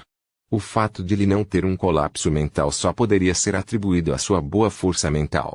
Mantendo a compostura, Wendell forçou uma expressão preocupada e disse: "Tive muitas coisas para fazer recentemente." O policial chamado Billis disse imediatamente: "O julgamento acontecerá em 2 semanas. Aqui está a intimação." Enquanto falava, entregou o documento a Wendell. Francamente falando, Wendell não queria aceitá-lo de forma alguma, mas não teve escolha a não ser aceitá-lo. Billis deu um passo para trás. "Isso diz respeito ao futuro de uma dama. Espero, sinceramente, que você possa testemunhar no tribunal. Depende da situação." Wendell não queria concordar ou recusar. Billis não disse mais nada enquanto se curvava. "Espero por você na Utopia. Espero que nos encontremos novamente." Dito isso, ele deu meia volta e saiu da residência, entrando na rua. Durante todo o processo, Wendell parecia ter sido congelado em uma escultura de gelo, parado ali, sem piscar. Depois de mais 10 segundos, ele finalmente acordou de seu pesadelo. Ele caiu para o lado fracamente e se segurou colocando a mão direita na porta. Agora mesmo, ele estava com tanto medo, com medo de que Billis o trouxesse à força de volta à Utopia inexistente. Se isso acontecesse, Wendell não sabia se ainda teria chance de sair. Talvez ele desaparecesse para sempre. Comparado à morte súbita, esse resultado impossível de prever, mas claramente negativo, o deixou ainda mais temeroso. "Eu preciso relatar rapidamente este assunto para o Bronze. Capture aquele policial da Utopia e descubra a real situação desta cidade bizarra e uma maneira adequada de resolver o problema completamente." Wendell voltou aos seus sentidos e tentou o seu melhor para se animar. Ele se preparou para informar os membros do Mi-9 que o monitoravam secretamente. Nesse momento, ele finalmente percebeu que havia um grande problema com sua resposta. Ele não aproveitou a oportunidade para informar seus colegas de monitoramento com um gesto de mão que o policial que o visitou era problemático. Ele também não tentou ganhar tempo. Em vez disso, ele esperou que os monitores percebessem que algo estava errado. Ele também não mostrou seu talento como agente de inteligência, perguntando subrepticiamente a Billis em que hotel ele se hospedou em Backlund e em que dia partiria de trem. Ele estava tão apavorado que só podia usar inconscientemente uma resposta que não criasse um acidente. Com esse pensamento em mente, Wendell saiu pela porta e olhou na direção de onde Billis havia saído, mas nem mesmo viu sua figura. Este policial do Utopia já havia se misturado às carruagens de pedestres. Retraindo o olhar, Wendell olhou para a intimação em sua mão e de repente se sentiu um pouco inquieto. O que acontecerá se eu não for Utopia para testemunhar 2 semanas depois? Quanto mais Wendell pensava nisso, mais assustado ficava. Suas panturrilhas enfraqueceram novamente e ele rapidamente fez um gesto com a mão para informar seus colegas que estavam escondidos ao seu redor sobre a anomalia. Westborough, 9 Beloto Street. Depois de saber que um morador do Utopia havia chegado a Backlund, Shield ficou chocado e confuso. De acordo com as suas observações anteriores, a Utopia provavelmente estava localizada em um local secreto, ou em algum lugar entre o real e o ilusório, permitindo que estranhos entrassem por entradas aleatórias. Quanto ao motivo pelo qual eles queriam que estranhos entrassem, provavelmente era um requisito ritual. Portanto, de acordo com o entendimento de Shield, o povo da Utopia provavelmente não deixaria sua cidade natal e vagaria por aí. Isso também é um requisito ritual? Qual é a verdadeira identidade desses moradores? Os crentes do Senhor Tolo, os companheiros do Old Germans Parrot. Depois que Shield perguntou sobre a aparência geral do visitante da Utopia, ela não teve escolha a não ser retornar ao quartel-general do Mi-9 por falta de mais informações. Ela hesitou se deveria enviar seus subordinados para realizar uma busca em larga escala. Ela não tinha certeza se o Sr. Ward ficaria feliz em ver tais ações sendo tomadas, e ela estava com medo de afetar o ritual. Depois de andar de um lado para outro no escritório, Shield se preparou para orar ao Senhor Louco e pedir a ele que transferisse suas perguntas para o tio Orlo de Germans Parrot. Enquanto caminhava para a cadeira, Shield passou a olhar pelo relatório colocado sobre a mesa. Era um relatório de investigação que seus dois subordinados haviam preparado. Por um lado, eles confirmaram que não houve problemas com os passageiros que chegaram com sucesso a Backlund. Por outro lado, assinalaram que havia passageiros que permaneceram na Utopia. Passageiros. Os olhos de Shield se estreitaram enquanto ela dava um palpite com base em sua intuição. Os habitantes de Utopia tinham seus próprios objetivos ao vir para Backlund, e não era para uma viagem aleatória. E seu objetivo provavelmente está relacionado a um determinado passageiro que deixou a Utopia. Isso. Shield ficou alarmado quando ela se sentou apressadamente e tentou orar. Nesse momento, alguém bateu na porta de seu escritório. Por favor, entre, Shield disse depois de alguma hesitação. Quando a porta se abriu, Shield viu os barbichados Locke e Wendell, que estavam encarregados do incidente da Utopia. Coronel, Wendell conheceu alguém da Utopia. Ele o visitou diretamente. Locke disse, atrapalhando-se com suas palavras. Este desenvolvimento foi igualmente inesperado. De fato, Shield não se surpreendeu. Em vez disso, ela secretamente soltou um suspiro de alívio. Ela olhou para Wendell e perguntou, por que ele visitou você? Ele pediu que eu fosse à Utopia para testemunhar sobre o caso de homicídio que mencionei em meu relatório. Wendell estava, claramente mais calmo do que antes. Ele então acrescentou, ele é um policial. O nome é Billis. Não me atrevo a perguntar onde ele estava morando. Não sei quando ele planeja partir ou qual locomotiva a vapor ele planeja pegar para partir. Para expressar o peso que ela tinha sobre esse assunto, Shield se levantou e pensou.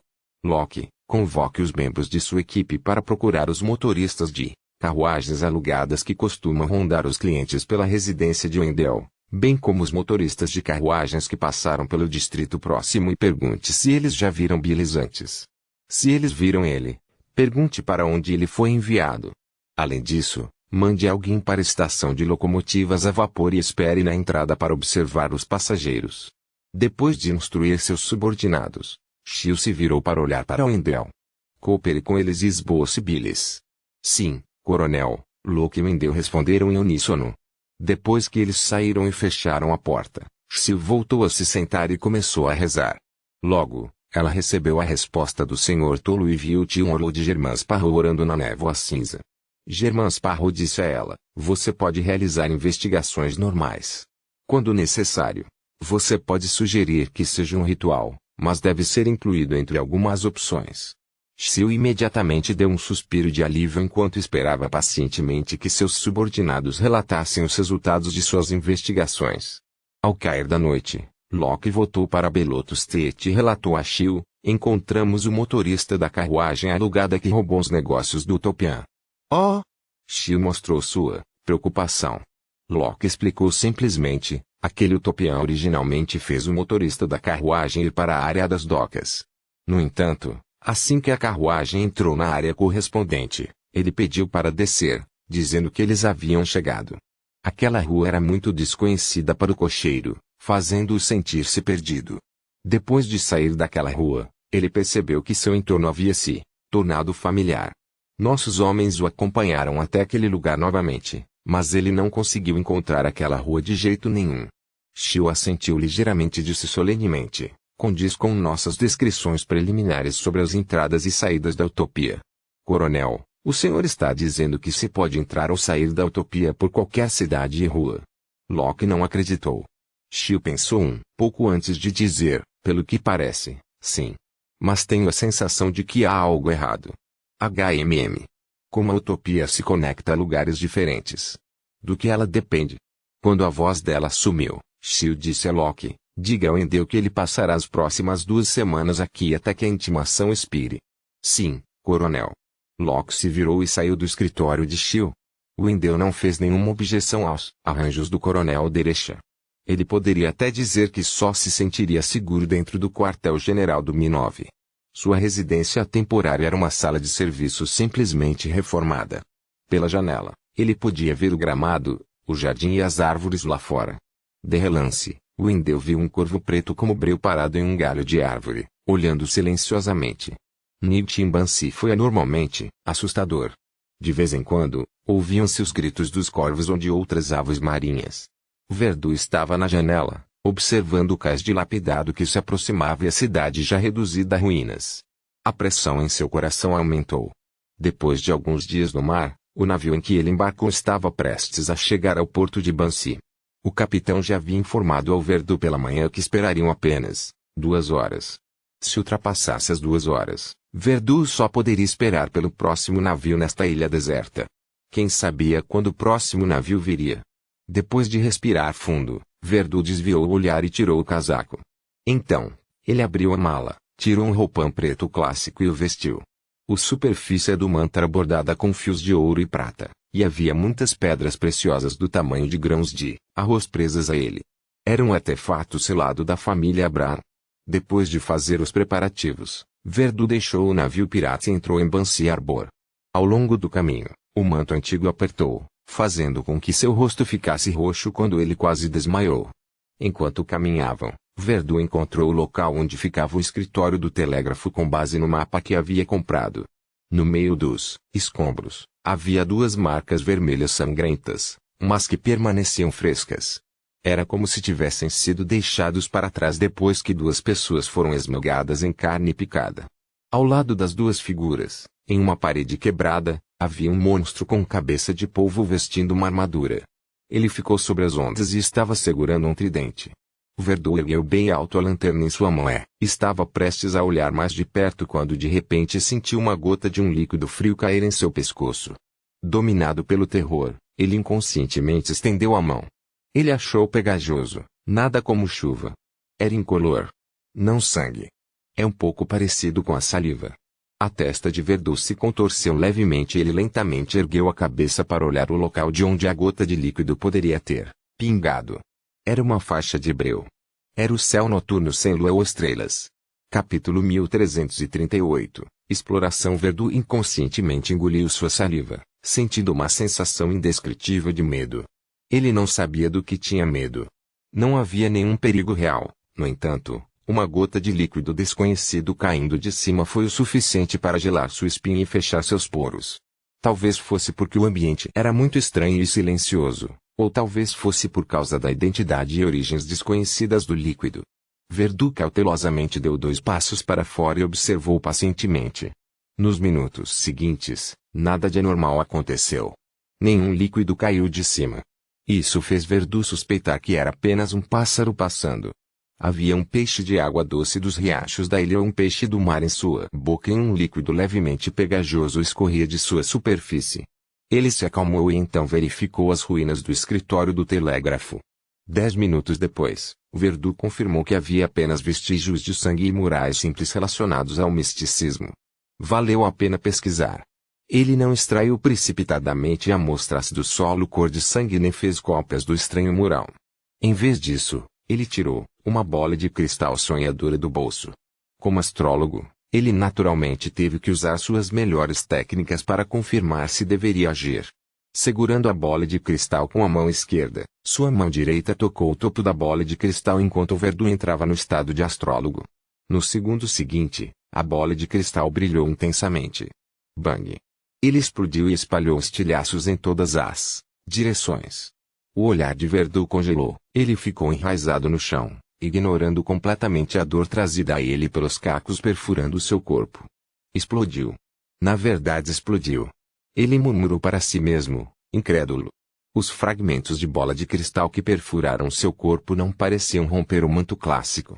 Naquele momento, eles caíram sem nenhum sangue sobre eles. Claro, havia alguns fragmentos deixados na mandíbula e no rosto de Verdu, salpicando-os com pequenas feridas. Quem é esse? Verdu de repente caiu em si e virou-se para outra direção. Nas ruínas em frente a ele, uma figura saiu. Era a mulher com as roupas seminuas do navio pirata. Ela havia se escondido muito bem e não foi descoberta por Verdu. No entanto, a explosão da bola de cristal a assustou e a fez reagir excessivamente, fazendo com que ela não conseguisse manter seu estado oculto. O rosto ferido de Verdu imediatamente se contorceu. Por que você está aqui? A senhora curvou os lábios e assumiu uma atitude indiferente. Aqui é Bansi Harbor, não sua casa. Por que não posso estar aqui? Eu me senti entediado e desci para dar um passeio, esperando pegar algumas joias nas ruínas. Há algum problema nisso? Ela retrucou com algumas perguntas, sem intenção de se distanciar de Verdu. Verdu não discutiu com ela. Ele pegou o remédio e o álcool medicinal que havia preparado de antemão e tratou de seus ferimentos no rosto e no queixo. Ele então puxou os cacos da bola de cristal e os colocou de volta no bolso. Ele não queria que seu sangue permanecesse em um lugar tão estranho. Em seguida, Verdu vestiu um acessório do roupão clássico. Era um símbolo em forma de porta formado por 3 rubis, 3 esmeraldas e 3 diamantes. Em um instante, o longo manto se apertou, acentuando a carne do corpo de Verdu. Assim que os ossos de Verdu estavam prestes a ser esmagados, sua figura gradualmente desapareceu e ele desapareceu. Então, ele teletransportou para a montanha costeira fora de Bansi-Arbor. A montanha desabou e se transformou em escombros. De acordo com o que Verdu sabia, este já foi o lugar onde os residentes de Bansi costumavam adorar o deus do tempo. Foi também o alvo principal da Igreja das Tempestades. Depois que a bola de cristal explodiu para avisá-lo de que o escritório do telégrafo de Bansi estava escondendo um perigo desconhecido, Verdu não se atreveu a continuar explorando a área em busca de materiais místicos. Ele só poderia se mover com força para o próximo local. E isso permitiu que ele escapasse da perseguição da mulher. Assim que a figura de Wilder apareceu, ele se abaixou e respirou fundo. Era como se ele finalmente tivesse se recuperado de seu estado sufocante. Ao mesmo tempo, Verdu sentiu uma dor aguda na costela direita, como se um osso tivesse fraturado. Depois de respirar fundo, várias vezes, suportou a dor e avançou alguns passos com suor na testa, chegando ao altar marcado no mapa. Sem dúvida, o altar havia sido destruído. Havia apenas uma cratera vitrificada e ligeiramente carbonizada. Havia cascalho com formas diferentes espalhadas ao redor. O cascalho tinha vestígios de ter sido engolfado por fogo e raios em vários graus. Depois que Verdu Abrão examinou a área, ele ergueu a mão direita e acenou com a manga. Com um sopro, uma pequena porção do cascalho foi empurrada para longe do local, revelando o solo abaixo dela. Este foi um truque de vento do Trickmaster. Verdu usou para substituir a necessidade de trabalho manual para garantir totalmente sua segurança. Enquanto o cascalho voava, Verdu viu o solo carbonizado. Restaram algumas peças em algumas áreas, que tinham padrões, desenhos e símbolos extremamente incompletos. Uau! O som do vento ficou mais intenso conforme ressoava nos ouvidos de Verdu, fazendo erguer os olhos surpreso. O vento que só conseguia soprar cascalho pequeno de alguma forma se transformou em um furacão. Isso até o empurrou para um estado de cambalear. Nuvens selvagens se juntaram no céu, como se uma tempestade estivesse se formando. Embora tivesse ouvido falar que Bansi era um museu do tempo, ele nunca pensou que as mudanças aconteceriam tão repentinamente. Por uma fração de segundo, Verdu suspeitou que seu truque do vento havia desencadeado uma tempestade, ou talvez tivesse causado algumas mudanças nas ruínas limpas do altar. Esse palpite fez sua testa suar frio. Conforme a tempestade aumentava, Verdu viu os escombros à sua frente voarem, revelando uma pedra que estava enterrada embaixo. A superfície da pedra estava entrecruzada e com rachaduras profundas, dando a sensação de que iria quebrar assim que fosse tocada. Neste momento, o vento acalmou, mas a chuva forte ainda estava se formando. Pensando em como ele já estava em Bansi-Arbor, e não podia se dar ao luxo de se assustar assim, ele reuniu sua coragem e se aproximou da pedra coberta de rachaduras pretas carbonizadas. Ele então pegou uma lupa gravada com padrões estranhos e verificou seriamente o estado da pedra. 7 a 8 minutos depois, Verdu guardou a lupa, um item místico, e suspirou de arrependimento e consternação. Ele já havia confirmado que não havia nada de errado com a pedra. Não envolvia nada relacionado ao misticismo.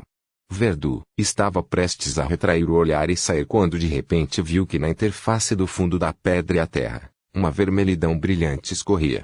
A vermelhidão brilhante gradualmente se expandiu, como sangue fluindo. No entanto, não se espalhou para uma área enorme. Foi limitado a uma área muito pequena. As duas figuras vermelho-sangue nas ruínas do escritório do telégrafo instantaneamente passaram pela mente de Verdu. Seu couro cabeludo não podia deixar de formigar. Seus lábios rapidamente ficaram secos quando ele instintivamente pensou que isso não era um bom desenvolvimento. Depois de engolir outro gole de saliva, Verdu ergueu a mão direita e criou outra rajada de vento, fazendo com que várias pedras em miniatura rolassem para preencher completamente o fundo da pedra, cobrindo a vermelhidão brilhante que vazou. Ele não ficou mais aqui. Ele se forçou a ativar o teletransporte novamente e se dirigiu para seu destino final. Desta vez, outra de suas costelas fraturou novamente, fazendo-o quase desmaiar de dor. Além do sufocamento causado pelo aperto, Verdun sentiu que pairava à beira da morte. Ele levou vários segundos para se recuperar e lançou seu olhar para a frente. Este lugar também estava em ruínas. Uma casa desmoronada cobria o mato. De acordo com um pirata que uma vez explorou as ruínas de Bansi, havia um item aqui que valia a pena pesquisar. Era uma porta de madeira comum, mas era a única coisa que permanecia intacta em Bansi.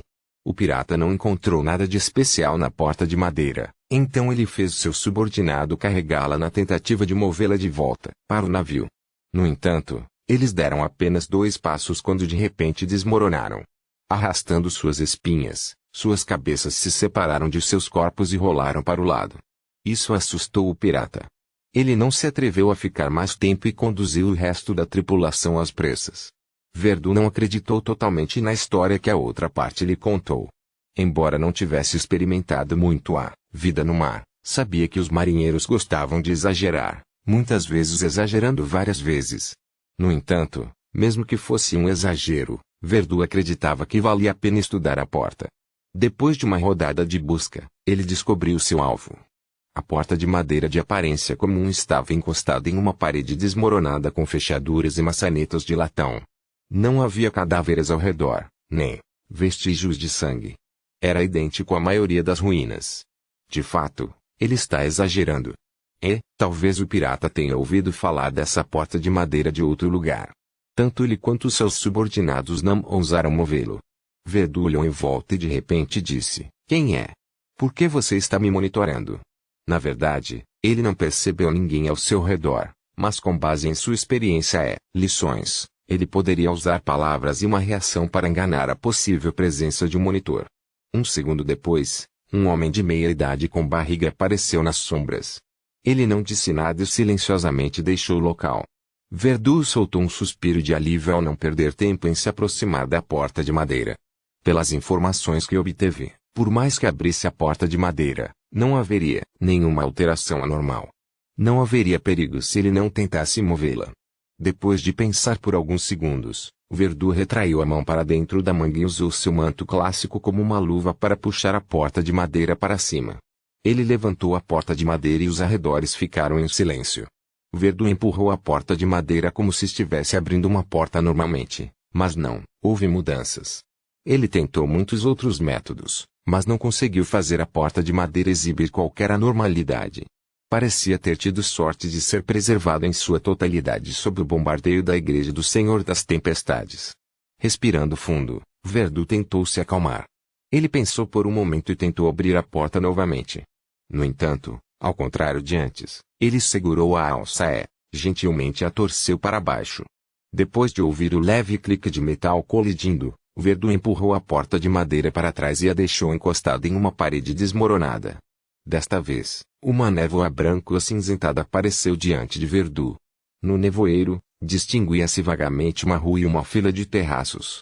Do lado de fora de uma das casas, havia uma tabuleta de madeira. Nelas havia algumas palavras loenses, escritório telegráfico de Bansi Arbour. Enquanto as pupilas de Verdun dilatavam, uma voz calma soou do escritório do telégrafo que estava envolto em névoa. "Você está aqui para enviar um telegrama. Por favor, entre." Capítulo 1339. Atrás da porta. Embora a voz vinda do telégrafo não fosse nada fora do comum, era apenas um pouco intermitente. Faltou as mudanças óbvias de tom. Normalmente, isso não causaria terror nos outros, mas o coração de Verdun de repente explodiu com uma onda de medo. Era como uma bala com chamas atirando em um depósito de munição. Ele atingiu com precisão um barril de pólvora inflamável e acendeu o medo que Verdun havia acumulado e suprimido anteriormente. O horror que varreu cada canto de seu corpo foi como uma mão que agarrou o coração de Verdun e apagou seu cérebro. Ele se virou abruptamente e correu freneticamente em direção ao pier remanescente onde estava o navio pirata. Durante esse processo, Verdun se esqueceu completamente de pensar. Ele não se lembrava de usar uma túnica clássica que pudesse teletransportar. Tudo o que ele fez foi correr pelas ruínas com os pés, ocasionalmente tropeçando em itens aleatórios e caindo pesadamente no chão. Às vezes, seu rosto ficava roxo por causa das roupas apertadas, e ele não tinha escolha a não ser parar para recuperar o fôlego. No entanto, toda vez que ele se recompunha um pouco, ele rastejava e continuava correndo. Ele parecia ter perdido sua racionalidade e estava agindo puramente por instinto. Sem a força que lhe forneceu, a porta de madeira não conseguia manter o equilíbrio. Ele escorregou da parede desmoronada e caiu no chão coberto de tijolos. A névoa branca acinzentada e as casas sombrias desapareceram. Após 5 minutos, Verdu voltou correndo para o pier sob a tempestade. Seus olhos estavam arregalados, cheios de pânico e confusão. Ele não percebeu que havia uma figura de pé no convés do navio pirata, olhando para ele em silêncio. Este era o jovem usando uma meia, cartola e um longo casaco preto. Ele tinha uma expressão fria. Verdu nem pensou nisso e imediatamente usou a passarela para voltar ao navio pirata. Ele correu para a cabine e correu para o segundo andar antes de correr para seu quarto. Bang! Ele bateu a porta e se enrolou na cama pequena e estreita. Enrolou-se firmemente no cobertor e estremeceu. Quando outra de suas costelas fraturou novamente, dor excruciante o atingiu e ele finalmente se recuperou de seu horror. Ele percebeu que seus membros estavam doloridos e seu corpo estava quente. Cada respiração que ele dava era como um trovão. Ele lutou com todas as suas forças e, finalmente, tirou seu roupão clássico e caiu de costas na cama. Ele se sentiu tonto e enjoado. O ar parecia insuficiente. Do lado de fora da cabana, o homem de aparência fria levantou a mão de repente. Ele pegou uma luva de pele humana e a colocou na palma da mão esquerda. De repente, o homem desapareceu no ar e apareceu em um canto das ruínas. Ele apareceu ao lado da porta de madeira comum. Ele se abaixou e levantou a porta de madeira, deixando-a ficar na frente da parede desmoronada. Logo em seguida, o homem de sobretudo preto imitou as ações de Verdu. Ele estendeu a mão para a maçaneta e a girou para baixo. Então, ele empurrou a porta de madeira para frente e a deixou encostada na parede. Quase ao mesmo tempo, ele viu uma névoa branco acinzentada. Ele viu as ruas e casas vagamente discerníveis no nevoeiro. Entre as casas, a mais clara e chamativa era a Bansi Arbor Telegraph Office. O resto estava mais ou menos embaçado. Nesse momento, a voz calma do telégrafo perguntou pela porta: "Quem é você?" "Eu sou Germain Sparrow." O jovem de meia cartola respondeu no mesmo staccato. O interior do Bansi Arbor Telegraph Office de repente ficou em silêncio, como se alguém estivesse caminhando silenciosamente em direção à porta. Naquele momento, Germain Sparrow virou a cabeça para o outro lado. No fundo da rua, uma figura se aproximou. Ele estava usando um chapéu de palha e uma toalha em volta do pescoço. Ele estava se curvando para puxar alguma coisa. À medida que a figura se aproximava, o contorno do objeto atrás dele tornou-se gradualmente claro. Era um veículo preto com 2 rodas. Tinha um telhado que podia bloquear o sol escaldante e a chuva. No veículo estava sentada uma senhora trajando um vestido na altura da cintura com um leque bordado. Tanto ela quanto o motorista estavam escondidos por uma espessa névoa, tornando difícil para qualquer um ver suas aparências exatas. Quando passaram por Germain Sparrow, ele mal conseguiu ver alguns detalhes através da névoa. O homem encurvado que puxava a carruagem tinha um rosto podre com pus amarelo pálido escorrendo. Nas áreas onde a senhora não estava coberta pelo leque e roupas, sua pele estava inchada com um brilho em meio a muitas manchas azuis e pretas. Com um toque, um sino soou. Um trem azul com 2 vagões disparou na frente de Germain Sparrow. Nesse momento, Germain Sparrow percebeu que havia uma trilha negra de ferro no chão. Acima dele havia longas filas. No topo do vagão, havia uma estrutura de metal bastante complicada que deslizava sobre as longas linhas. Pela janela de vidro do trem, Germain Sparrow viu os passageiros lá dentro. Eles enfrentaram as ruas, mas apenas suas cabeças permaneceram. Cada cabeça arrastava uma espinha ensanguentada. As pupilas de Germain Sparrow dilataram enquanto ele observava silenciosamente esta cena sem se mover por um longo tempo. Depois de quase 1 minuto, ele deu um passo à frente na tentativa de entrar na rua embaçada sob a névoa branco acinzentada. No entanto, a névoa o bloqueou. Não importa o método que ele usasse, ele não poderia passar por isso. 15 minutos depois, Germain Sparrow interrompeu suas tentativas e fechou a porta de madeira, eliminando a névoa. Então, ele arrastou a porta de madeira e teletransportou diretamente para o navio pirata. Ele não estava nem um pouco preocupado em ser amaldiçoado. Ele então colocou a porta de madeira no convés e estendeu a mão esquerda novamente para agarrar a maçaneta da porta. De repente, houve um estalo vindo do pescoço de Germain Sparrow. Sua cabeça parecia ser erguida por uma mão invisível enquanto arrastava uma espinha ensanguentada. A expressão de Germain Sparrow não mudou quando ele levantou friamente a mão direita e a pressionou acima da cabeça, pressionando a cabeça de volta à sua posição original. Imediatamente depois, ele girou a maçaneta como se não tivesse sido afetado e empurrou a porta de madeira para abri-la novamente, permitindo que ela encostasse no bordo do navio. No entanto, desta vez, não havia nevoeiro branco acinzentado, nem ruas, casas ou trens visíveis.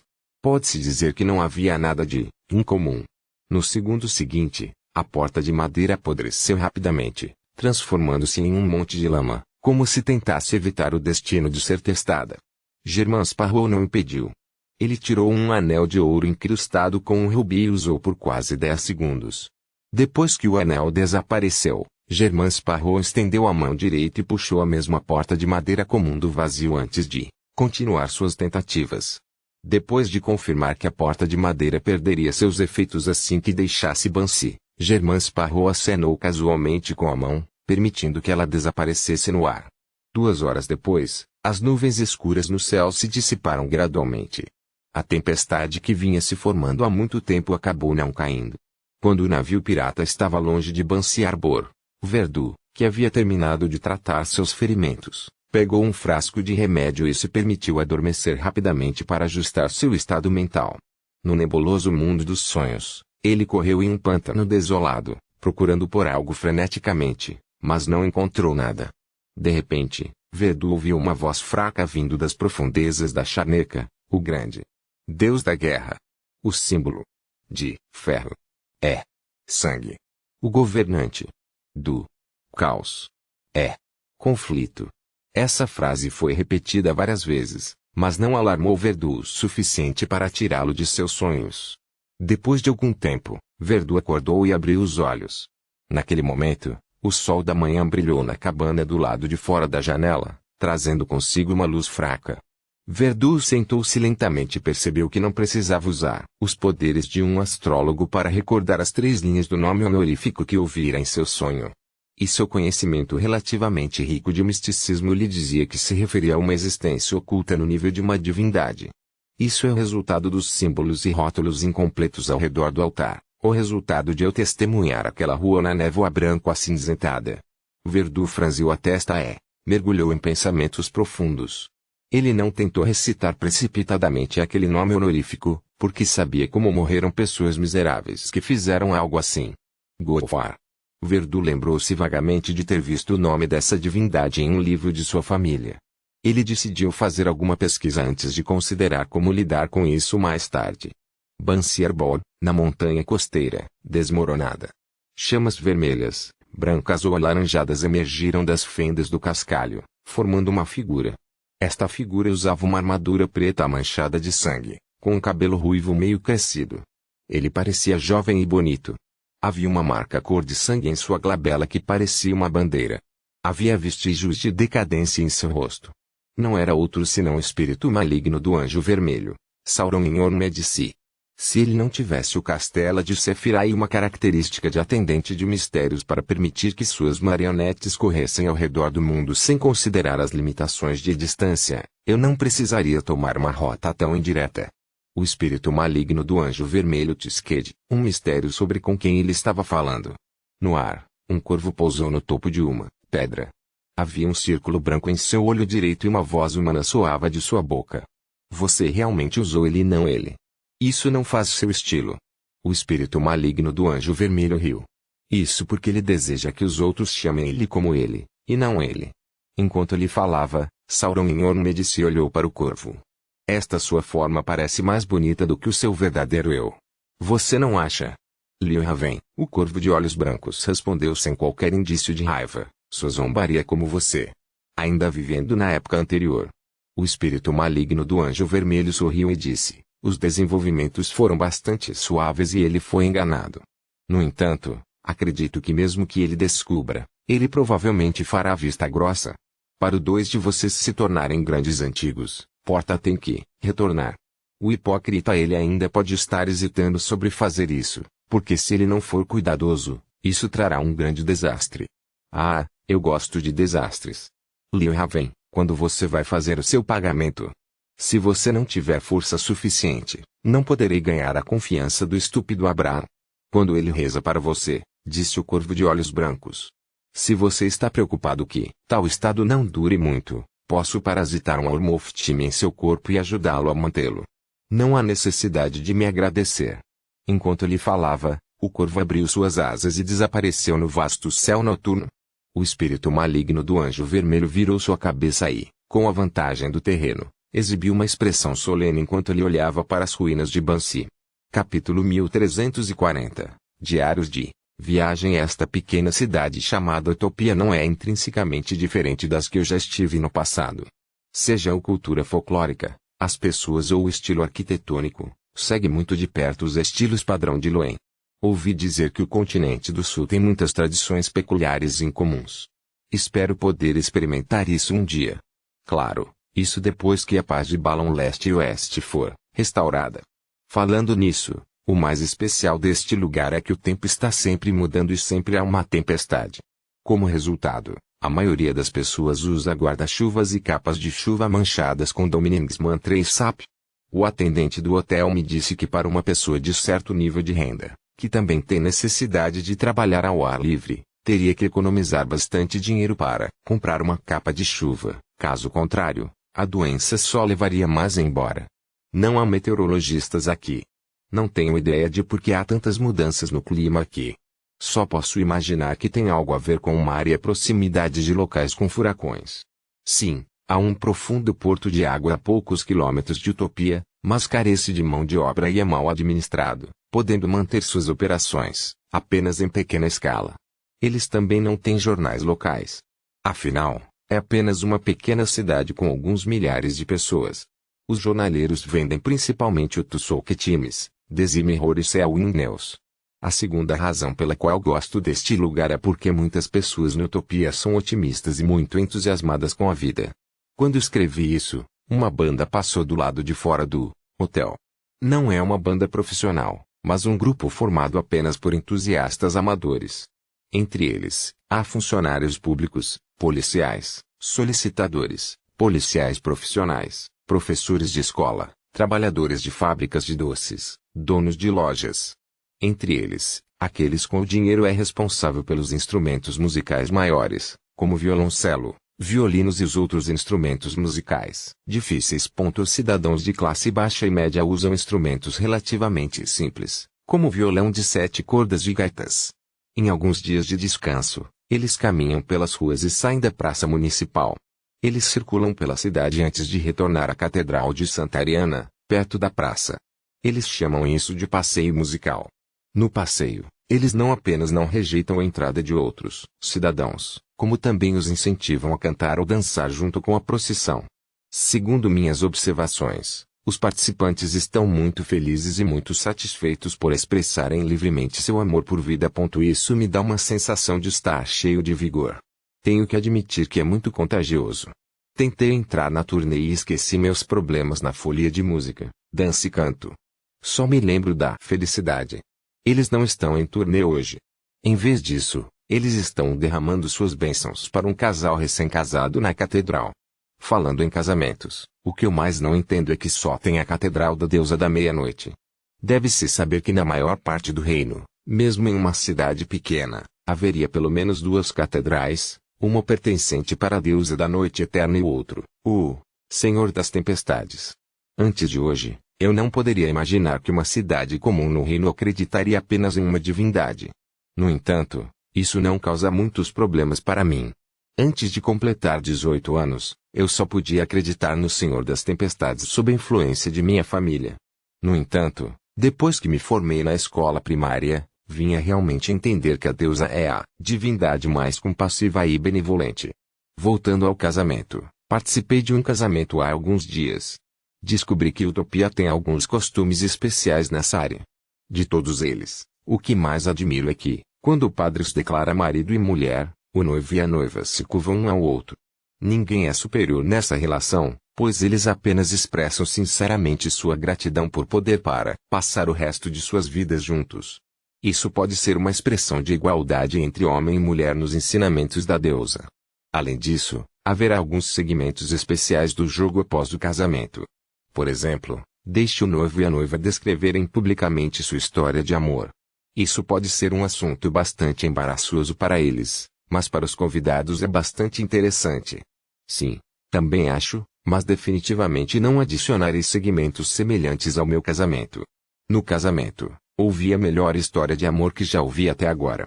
Se houver uma chance, e se vocês, meus queridos leitores desta coluna em particular, gostarem, considerarei recontá-la.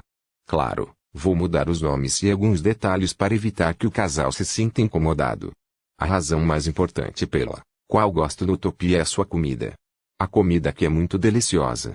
O número limitado de restaurantes é tudo muito bom, e o melhor é sem dúvida o restaurante anexo ao Irises Hotel onde estou hospedado.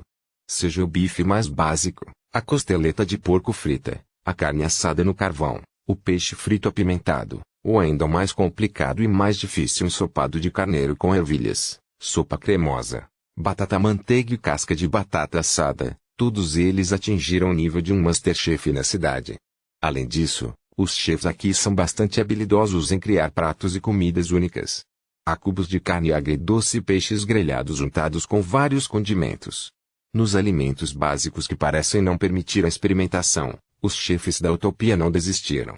Já comi todos os tipos de torradas, nesta cidade: inhame, batata, manteiga, crema e frutas.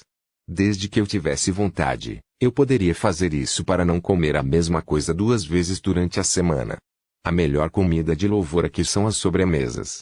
Pudim de natas, pudim de frutas, bolos floresta negra, bolos de cenoura, bolos de leite, queques, pastéis de nata.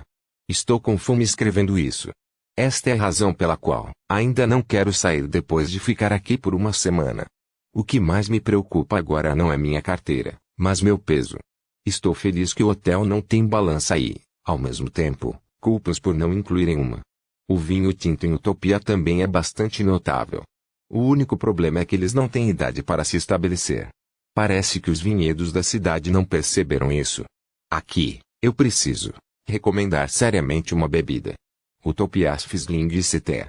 É muito especial, e tem uma experiência ainda mais incrível além da doçura e das bolhas. Todas as noites, eu ia passear na praça municipal. É também o local onde a maioria dos utópicos gosta de ir para se divertir. Eles têm um amor extraordinário pelos pombos. Conheci um artista na praça municipal. O nome dele é Anderson. Ele é bonito e tem um dom artístico soberbo. Infelizmente ele é mudo. Eu também conheço outro escritor. Seu nome é Alzu. É um nome bastante estranho. Ele disse que está escrevendo um longo romance e me pediu para avaliar o começo.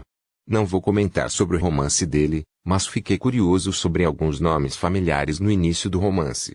Incluía Anderson, Wendy, assim, esse é o chefe da minha padaria favorita. Eu levantei essa questão, e Alzu me disse muito seriamente que quando um escritor não consegue pensar em nomes para personagens, é muito razoável que eles usem alguém que conhece como referência. Concordo. Como esta coluna é muito estreita para conter meus pensamentos, vou encerrá-la aqui. Amor, Charlotte Monica largou a caneta tinteira e leu seriamente o manuscrito, 2 vezes. Ela mudou certas palavras e quaisquer erros gramaticais. Ela era uma escritora. Ela não era famosa no início, então só podia contar com a escrita de romances de 3ª categoria para manter sua vida. Depois que ela mudou sua fé para a deusa da meia-noite, seu pai quase cortou todos os laços com ela. No entanto, desde que a senhorita Forsual, que havia escrito Stormwind Mountain, Villa, estabeleceu uma coluna de viagens e recebeu uma resposta bastante calorosa após a guerra, Monica também começou a escrever sobre suas viagens em alguns jornais de background.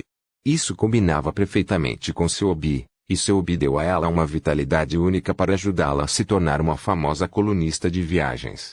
Charlotte era seu pseudônimo. Depois que sua escrita secou completamente, Monica escreveu outra cópia especialmente e enfiou em um envelope antes de afixá-la com um selo. Depois de confirmar que o endereço estava correto, a senhora de cabelos pretos e estilo Desibai carregou sua bolsa e saiu do hotel em direção aos Correios Utopia. O correio ficava ao lado do telégrafo. Sempre que Mônica passava por este último, ela sempre achava um desperdício. Do seu ponto de vista, a utopia raramente precisava enviar telegramas. Era muito extravagante construir especialmente um escritório de telégrafo. Após enviar a carta, Mônica olhou para o céu e caminhou em direção à praça municipal. Quando ela chegou à entrada da Catedral de Santa Ariana, ela conheceu Billis. Ele era policial. Certa vez, ele interrogou Mônica no Irises Hotel devido à testemunha do homicídio. Infelizmente, Mônica não conhecia aquele homem chamado Wendell. Depois de se cumprimentarem com um aceno de cabeça, Mônica entrou na catedral e encontrou um assento. Ela ouviu em silêncio o sermão do padre chamado Townsend. Este foi um padre que ela achou mais parecido com um clérigo desde que mudou sua fé para a deusa da noite eterna. Seu cabelo era meio branco e ele falava devagar suavemente. Sua voz era profunda e baixa, sempre acalmando as pessoas sem que elas percebessem. Mônica fechou os olhos e ouviu atentamente o sermão. East Chester County, em uma floresta pertencente à família Hall. Alfred, Bert e Audrey conduziram seus respectivos cães de caça com seus servos pela floresta e perseguiram suas presas. Esta foi a primeira vez que os três caçaram juntos desde que se tornaram adultos. Na frente de sua irmã, Alfred e Bert se divertiram muito, pelo menos na superfície. E para Alfred, o maior problema era como se controlar e não mostrar que era extraordinário demais. Caso contrário, se um paladino disciplinar se juntasse à caça, ninguém mais teria chance. Ele sabia que sua irmã era um Beyonder, mas também sabia que um Beyonder de sequência 7 do Caminho do Espectador não tinha nenhuma habilidade de combate real. Enquanto perseguiam suas presas, eles saíram correndo da floresta e viram um campo de trigo. Onde estamos? Audrey, vestida com equipamento de caça, perguntou casualmente. Esta era a primeira vez que ela caçava nesta floresta, e ela não sabia aonde isso levava. E Bert também não estava muito familiarizado com a área. Ele virou a cabeça e disse ao atendente, pergunte a alguém. Enquanto esperavam, os três irmãos riram enquanto discutiam seus troféus.